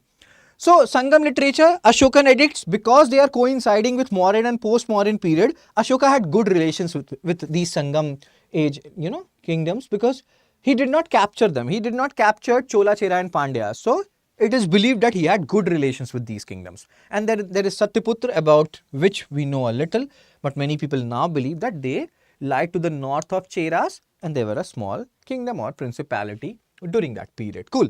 Literary sources, ancient Tamil literature, like grammar. This is Tolkappiyam. This is South Indian grammar, Tamil grammar. Now, we have talked about some North Indian grammar book also, like Panini's Ashtadhyayi and Amar Simha's Amar Kosh. So, do remember these names. These are important names. Then there is a 10 mid-length books called Pattu Pattu. So, these are some Sangam literature sources or literary sources. Now, this is important. This is very important. These 5 Tamil epics, all these epics are very important. Shilapapatikaram, Mani Mekalai.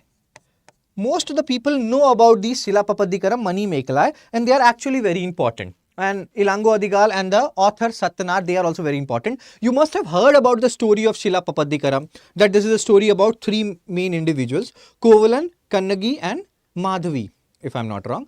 And Kovalan and Kannagi, they were husband and wife, and Kovalan was having an extramarital affair with Madhavi. And if you feel like, sir, what are you saying? Shiv. No.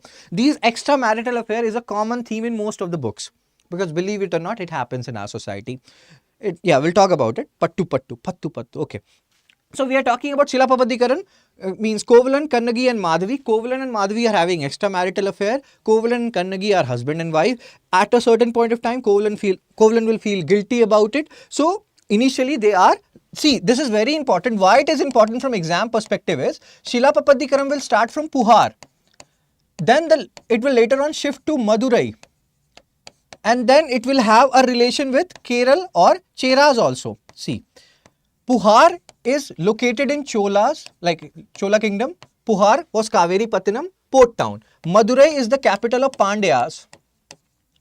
And this book has been written by Ilango Adigal, who is a brother of one Chera king. So this particular Shilapapatikaram has relation with all the 3 kingdoms. Story starts in Chola kingdom, goes to Pandya kingdom. It is written by the brother of a Chera king, and that's why it is important. Plus, Kovalan, his wife Kannagi cult has become very famous in South India. Hamari wife kaisi ho, Kannagi jaisi ho. That means everybody wants a wife like Kannagi. That's how important Kannagi has become. Pandya's wrong accusation of Kovalan leads to destruction of Madurai by fire by Kannagi. Very good, A. So this is the story which A is saying, that initially they were living in Puhar, and when Kovalan started feeling guilty about having this affair with Madhavi, Kovalan and Kannagi left Puhar and they went to Madurai. They settled in Madurai and they were like, we'll be starting our life afresh away from that girl Madhavi, with whom Kovalan was having an extramarital affair. And then in Madurai, they have one, anklet. This girl, Kannagi, she had an anklet and she gave it to his husband Kovalan, that sell it in the market. Kovalan and the Pandya king, queen, she had a similar anklet, and they felt like Kovalan has, done the theft, and they gave Mrityudand or death sentence to Kovalan. Kovalan died, Kannagi got mad, and she showed and went to the Pandya king and showed him his her anklet, the other anklet which she had, and then Pandya king died of shock. All these things happened. King queen died, and her rage led to fire in Madurai, which A is saying, and now Kannagi has become a cult, Kannagi cult. So this is Shilapapatikaram. Mani Mekla is a sequel of Shilapapatikaram, where we are talking about Madhavi, and like Madhavi had a son from Kovalan. Her name was Mani Mekalai. That is the story. So all these books, why they are very important is, first of all, Shilapapatikaram, you cannot forget it. You cannot forget the author. You cannot forget the association with three kingdoms. Then there are other books. The common theme here is they are revolving around either Buddhism or Jainism. That also shows that during this period, 300 BCE to 300 CE, what has happened? Buddhism and Jainism has gone as far as south. 600 years period, 300 BC to 300 CE, books which are written, they are revolving mainly around Buddhism and Jainism. So Shilapapatikaram, Mani Mekalai. Then you have Shivaka Sintamani, third book, let's say. So here we are talking about an ideal guy who married any girl, every girl he met, because he was that good in, BED. And he was that good, and he loved profusely, he waged war profusely, he did everything which you expect a guy, which you expect from a guy. So he was Greek god Pro-Max. That is the story revolving around Shivaka Sintamani, Greek god Pro-Max. And when he got bored of everything, he became a Jaina. So that is the story of Shivaka Sintamani. Shilapapatikaram we have discussed. Valayapati, this is the fourth. Remember all these 5 great epics. The only way you can remember these 5 epics when you are reading or learning something about them. So Valayapati, so this is a story about a guy who has 2 wives, and then the son of one of the wives is searching for his father, and this book has been lost, and later on, this guy will become a Jain. So Buddhism, Jainism, Kundal Keshi. This is a very interesting story, this Kundal Keshi. So this is a story about a guy who is a Buddhist, who is also a murderer. Then there is a girl who started loving this particular guy who is a Buddhist, and her father rather, was a very influential man. So he brought this guy, this Buddhist murderer, out of the jail, and then this boy and girl, they married. Later on they got bored because when you are married for long, you get bored. That is happening a lot nowadays. Divorce is on the rise. So they got bored of each other, they started fighting with each other, and then girl, aroused or raised the issue of this guy's past, that how he was earlier, how he was a criminal and all those things. Guy got angry and all these things happened, and later on guy decided that he will kill this girl and brought her to a hilltop, and he was like, I am about to throw you out, just like Bazigar, Shah Rukh Khan did to Shilpa Shetty. And then she said that she will do a circumambulation. Here again, there are terms which you will remember when you are reading about or hearing this story. Circumambulation means Pradakshina Path. When you are in a temple, you revolve around the temple, you move in a circular manner. So that girl said, before you kill me or before you throw me off, just like Shah Rukh Khan did in Bazigar to Shilpa Shetty, let me revolve around you. And when she was revolving and that guy was not seeing her, she did the reverse, a reverse Bazigar, and that guy died. And then later on she felt bad and she became a Buddhist. So all these stories are like this. Daughter of Kovalan and Madhavi is Mani Mekalai, sir. Exactly. So again, the story, as you can see here, you have to deduce something. First of all, you have to remember all these 5 epics. Second point, they're revolving around Buddhism and Jainism. They can give you these questions, that the 5 great epics majorly revolve around Hinduism. You will say false. It is majorly revolve around either Buddhism or Jainism. That shows the influence of Buddhism and Jainism during the Sangam age. So these are some points which you have to keep in mind.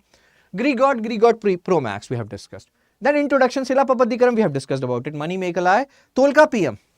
This is a Tamil grammar, just like you have Panini's Ashtadhyayi and Amar Simha's Amar Kosh. Tirukullar, these are wise maxim, ethical code of conduct, how you should behave. Just like we have discussed earlier, when we have talked about ethical attributes of a civil servant, how a civil servant should behave and what attributes he should have. A, high loose, accountability, honesty, integrity, leadership, objectivity, openness, and selflessness. All these attributes you should have inside you. Then only you should think about becoming a civil servant. So you have to look inside you. Very good, AR. Whatever you're saying is awesome. Cool. Have a look at this map. Absorb this map and don't forget it ever. 3 kingdoms, and that's what they're talking about. You have to keep on looking at this map. We have discussed all these things. Their capital was Urayur. Here we are talking about Cholas. Kaveri Pattanam is Puhar. And Pandyas, their capital is Madurai. Their famous port town is Korkai. Cheras, their capital is Vanji. We don't know the exact location. Their famous port town are Tondi and Mujurish. And then separately again we are discussing all these things. Emblem, bow and arrow. Can you tell me what was the emblem for Pandyas? And here I will ask you a very interesting question that will help you build your concept in a much better manner. I am at present learning Tamil optional, yet to be started, sir. No issues. But yes,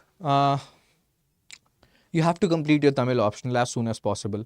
Ideally, what is said is, before you give this particular year's prelims, you have to complete your optional, because you don't get too much time to prepare your optional after the pre is done. That's a very less time where you have to do a lot of things. So try to prepare your optional at least once before your prelims is done. That is important. So as Umesh is saying, Pandyas, their symbol is, or emblem is fish, and Cholas tiger. So these things, remember, you never know. UPSC loves asking questions on Sangam age. Now, there is a question here. We are talking about Sangam age. So we are talking about roughly a period from 300 BC to 300 AD, 600 years period we are talking about, right? So, and we have discussed earliest evidence of temple construction in Indian subcontinent. What we have discussed, when have we got the earliest evidence of temple construction in Indian subcontinent? What was that period? This is very important. You have to understand this. There is something tricky here. Earliest evidence of temple construction was, or did that happen during which particular period? What was the time we discussed? Like, when did we get the earliest evidence of temple construction in Indian subcontinent? Gupta period, as A is saying. So Gupta period is starting from 318, 320 AD. And here they are talking about temple. So what does it mean? Like, we are saying that in 300 BC, 300 AD, we have a temple of Augustus. So are both the statements same? Temple of Augustus you are having before Gupta period, whereas we are saying that we found the earliest evidence of temple construction in Gupta period, which was Panchayatan style. So who is correct? This statement is correct, or the previous statement was correct, or both are correct? What will you say? Aarti is also saying Gupta period. See this statement. Cheras owned their, we have seen this, Cheras or Sangam age is coinciding with post-modern period and modern period. And in post-modern period, we had like Indo-Roman trade that was happening, you know, that was at its peak. So these guys who had their port towns, so many port towns, they were enjoying this Indo-Roman trade, and they built a temple of Roman king Augustus. So I am asking, we had discussed earliest evidence of temple construction happened in Gupta period. This is happening before Gupta period. So are we contradicting ourselves here? Maybe not in exact architecture, sir. We have not talked about any architecture. It was about temple construction. Doesn't matter Nagara, Dravida or Vishra. Vishra will happen much later. My question is, who is correct here? Architecture of temple of Gopuram may be missing in Chera period, which shows it is a temple. Exactly.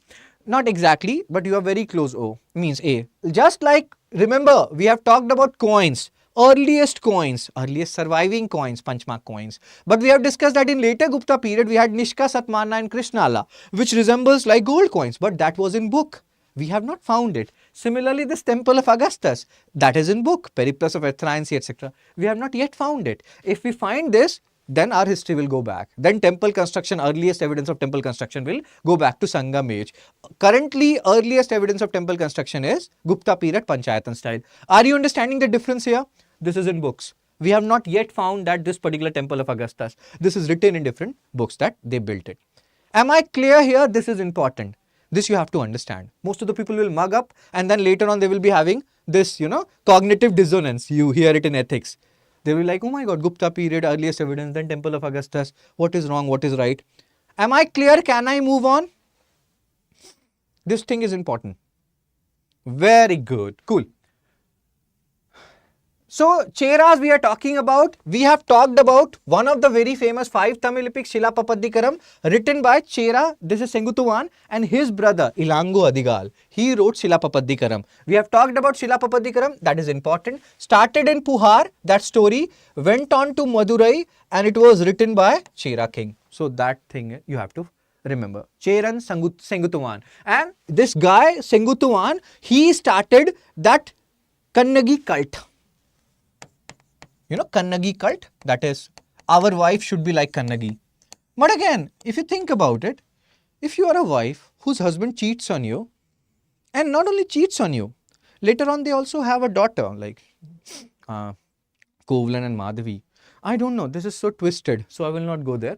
So again, all these things are written here, Shila Papadikaram, etc., etc. He did that, this and that. What you have to remember from exam perspective is, Sengutuvan, he was a Chola king, Chera king or Pandya king. That is important from exam perspective. Rest will not go into the controversial area. Shila Papadikaram, does it involve all the three Sangam age kingdoms? Yes. And dynasties, yes, that you have to remember. Who is the author? That you have to remember. He is associated to which kingdom? That you have to remember. Rest will not go here, there and everywhere. Temple of Augustus, that is not earliest surviving remains because it is mentioned in book. We have not yet found it. Fine. They loved something known as jackfruit, these Chera guys. Prostitution was a recognized institution during the Sangam age. All these things are written.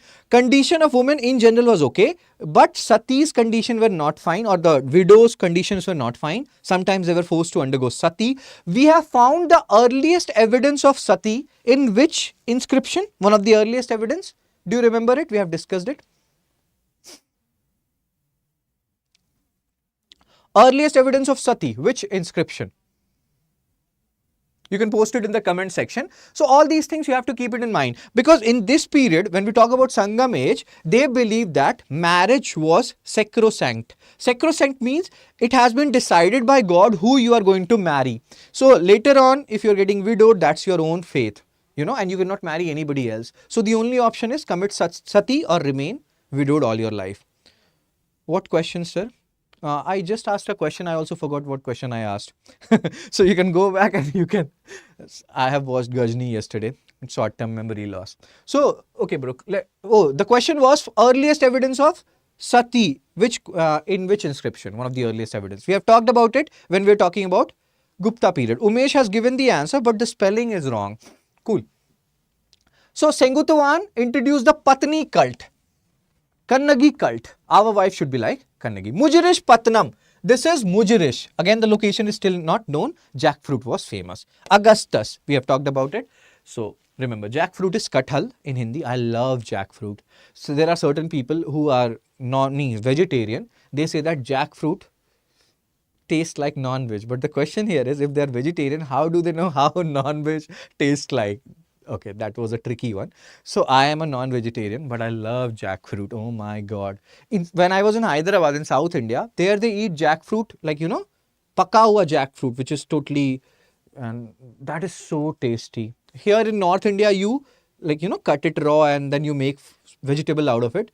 But there they eat it ripe and oh my God, that is awesome. Cool.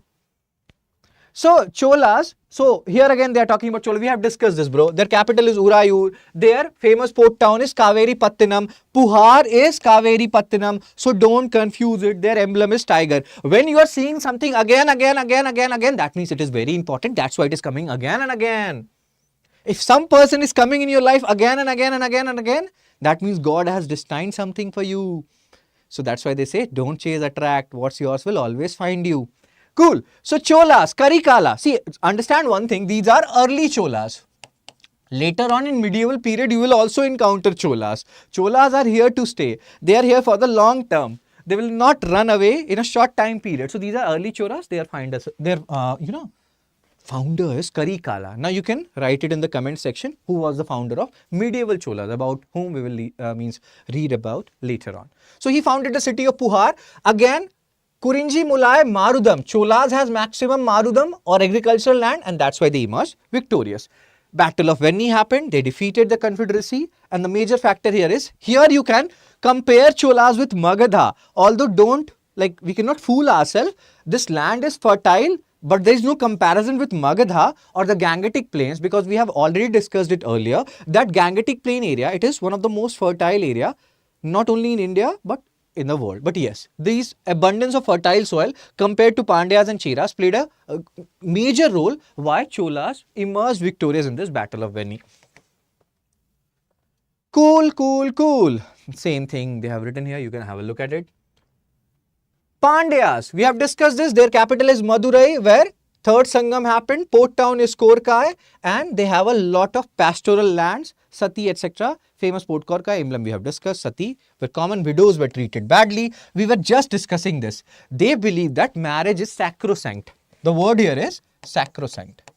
What does sacrosanct means? That it has been already decided by God who you are going to marry. So you cannot take divorce, or if he is dying, then God has like that in faith for you and you have to live alone or commit sati.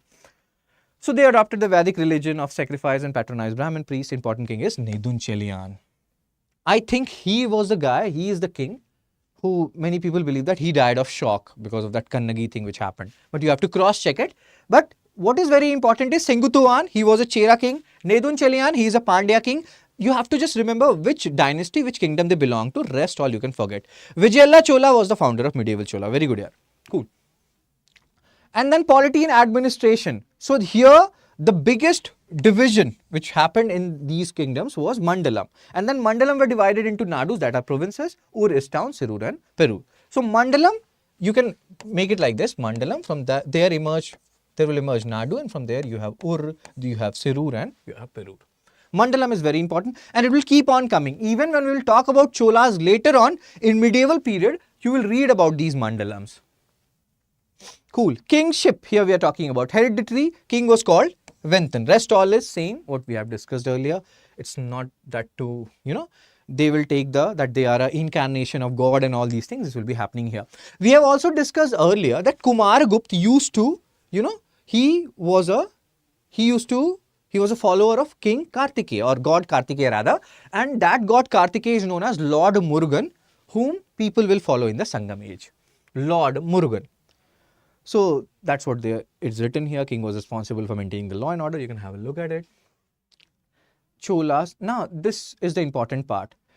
We have discussed this. Cholas had the maximum fertile land. Now let me show you a demarcation here, which we have discussed. Kurinji, Mulai, Marudam, Niyadal and Palai, and then we'll come to this part. So this is the part which you have to focus. Kurinji, Mulai, Marudam, Niyadal, Palai. This Marudam, Cholas had the maximum Marudam. Cool. And then Mulai, pastoral land, Pandyas had the maximum Mulai. And when we are talking about hilly tracts, Cheras had the maximum hilly tract. This you can also remember from Western Ghats. Fine. So the person who has maximum agricultural land, fertile land, he won, and that was Marudam, those were Cholas. So this is the point which you have to keep in mind.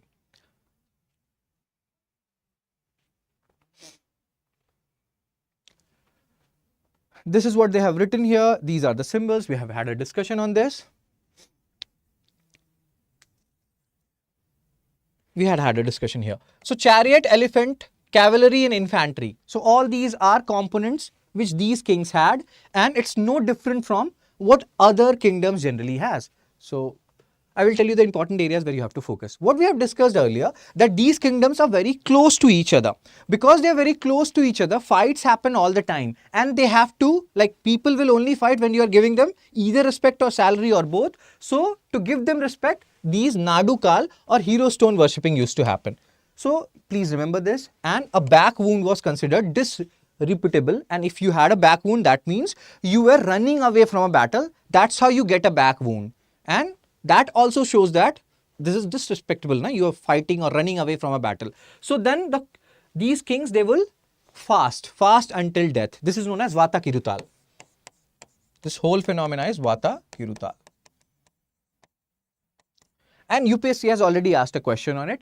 And this I had taught earlier, and the question was asked later on. So you have to keep it in mind. Hero stone, Nadukal worshipping. Five-fold division, we had a discussion on it. Please remember it. It's a little tricky to remember. So you can rewind this particular lecture and you can have a look at it. Mandalam is also related to 48 days of Sabrimala Malai putting, sir. Very good, yeah. Tolka PM. There are different, like, even though we have seen that in Sangam age, society, when we are talking about Tamilakam region, and they are known as Movendars, Chola, Chera and Pandyas, they are known as Movendars. So you have different classes. Out of these classes, Vellalars are very important. These are agriculturalists. They will keep on coming later on as well. Vellalar, you cannot forget about them. Keep them in mind. Rest all, you can forget, but Vellalar is very important. You cannot forget them. So we have talked about war heroes, Nadukal, hero worshipping. Then there is Sati practice, and this was known as Tipayadal in South India. Paddy rice. Even if you go now to South India, you will eat or you will get a lot of lemon rice. They don't prefer chapatis that much. They eat a lot of rice. Cool. Concept of Varna system. This Brahman, Kshatriya, Vaishya, Shudra was known to them, but more or less their society was horizontal in nature. But they knew about this social stratification. Cool. Society, Roman trade, prostitution was a recognized institution. We had a discussion about this. And again, Sangam age, 300 BC to 300 AD, that is merging with modern period and post-modern period, Indo-Roman trade, discovery of monsoon winds. This we have discussed earlier. So what was happening when we are talking about discovery of monsoon winds? We know in summer or monsoon season, this particular southwest monsoon winds happens. So in summer they used to enter India by following the southwest monsoon winds, and in winter they used to leave India by following northeast monsoon winds. These points you have to keep in mind. Akkam songs, Puram songs. These are some words which you have to remember. So Puram is war songs or are war songs. We know how important wars were to them, right? Because they are so close to each other and they have to fight for their survival. So Akkam, war songs, Puram, love songs. This you have to remember. And war songs, Nadukal, hero stone worshipping. So how will you remember Akkam and Puram? So Akkam is love songs, Pyar Kar. And then Puram is war songs, that is war kar. War kar means fight battle. So like Dharmendra, he used to drink a lot of blood. So you can remember Akkam and Puram like this. Akkam, Pyar Kar, Puram, war kar. Akkam, to love, and Puram, to war. Love and war. There is a movie also, I think, is coming similar to like, similarly titled Love or War, something like that. Ranbir Kapoor and Alia Bhatt, and I think there's another guy, I forgot his name. Akkam and Puram.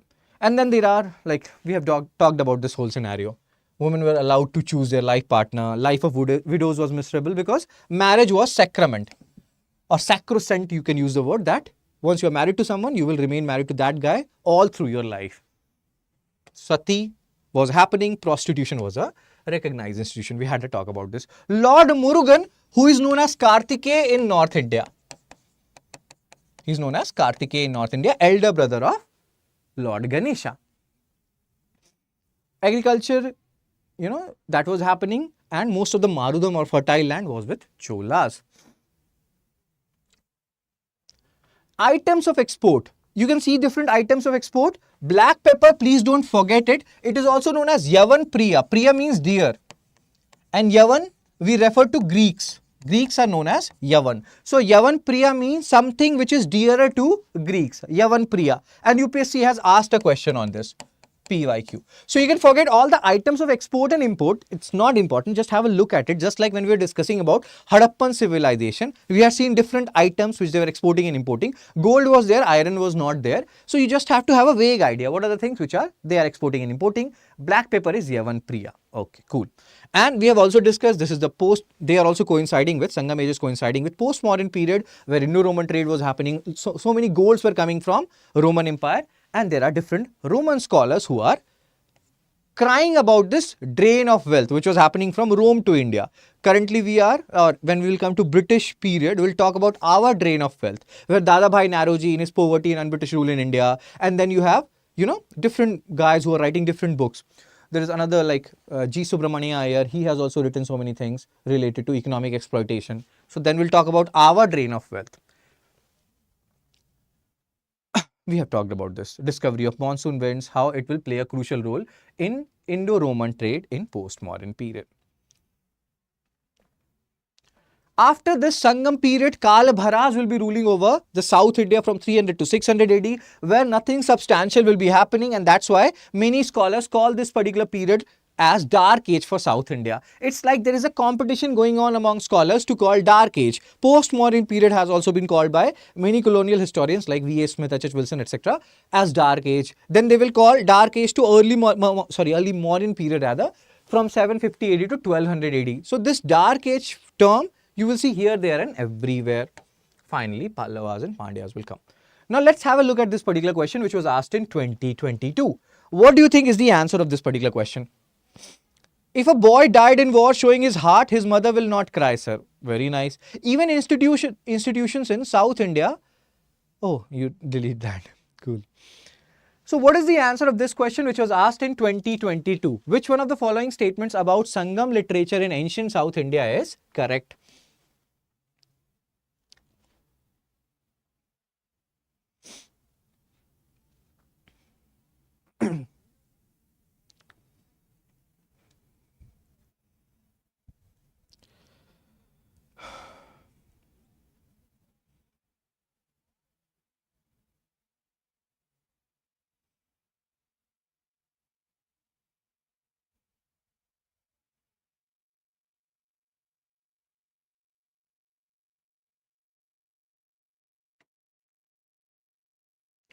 Sangam poems are devoid of any reference to material culture. The social classification of Varna was known to Sangam poets.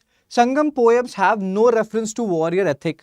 Sangam literature refers to magical forces as irrational.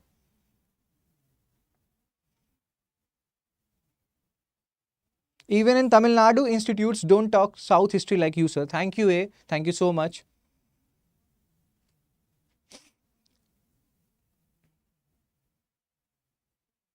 See, always look for the extreme statements. Sangam poems are devoid of any reference to material culture. We have just seen Sangam poems, Akam, love songs, Puram, war songs. How can they not talk about any material culture, dude? They have to talk, and devoid of any reference. This is an extreme statement. Eliminate it. Then Sangam poems have no reference to warrior ethic. They have Puram, bro, which are war songs. Remember Dharmendra and his blood drinking image which we have seen. Sangam literature refers to magical forces as irrational. No, they don't. This is the most appropriate statement. Social classification we have just discussed. This whole Brahman, Kshatriya, Vaishya, Shudra classification was known to them. So the answer is B as stated by A and Aarti Nishkam. So please remember it. Don't do mistake in this. Oh, sorry, bro. See this question. What is the answer? I think I showed you the answer. People who have not seen the answer, please have a look at it. The term Yavan Priya mentioned in ancient Sanskrit texts denoted a fine variety of Indian Muslim. This is funny. So keep it like Muslin. Muslin is a cotton textile. Ivory, damsel sent to Greek court for dance performance, and pepper. So this is not Muslim, this is Muslim.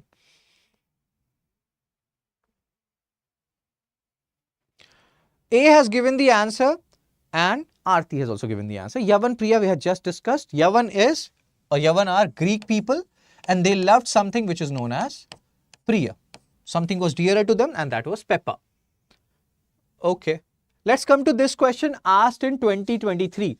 With reference to ancient South India, Korkai, Pompuhar and Mujiri were well known as.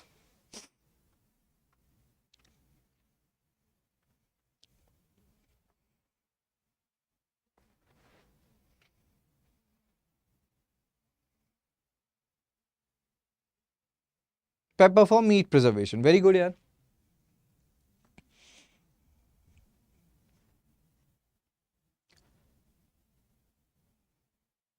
Fine. So we have just discussed. Korkai was associated with Pandyas. Pompuhar is Kaveripattanam, that is Cholas. Mujiris with Cheras. Fine. And they were port towns. So this is even before this question was asked in 2023. I have taught it in the class. Oh, cool. And this is the image. And that question was asked. So Sangam age is like, you know, is being asked by UPSC a lot. So you cannot make mistakes there. And these are the things which we have already discussed. Let's come to this question. Which one of the following explains the practice of Vata Kirutal as mentioned in Sangam poems?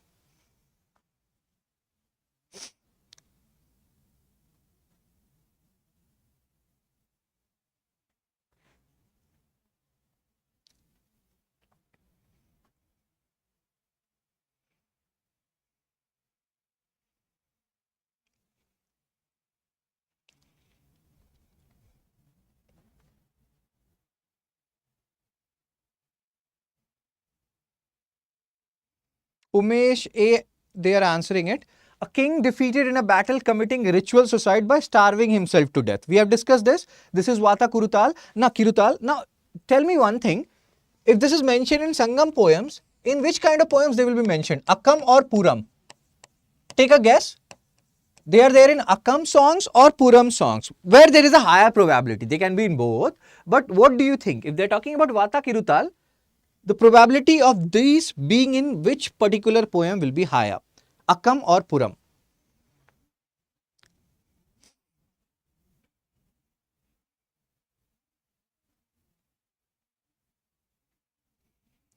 Puram, as Umesh is saying, Purams are war songs. So the probability of talk about or more talk about Vata Kirutal will be higher in Puram songs, which are the war songs.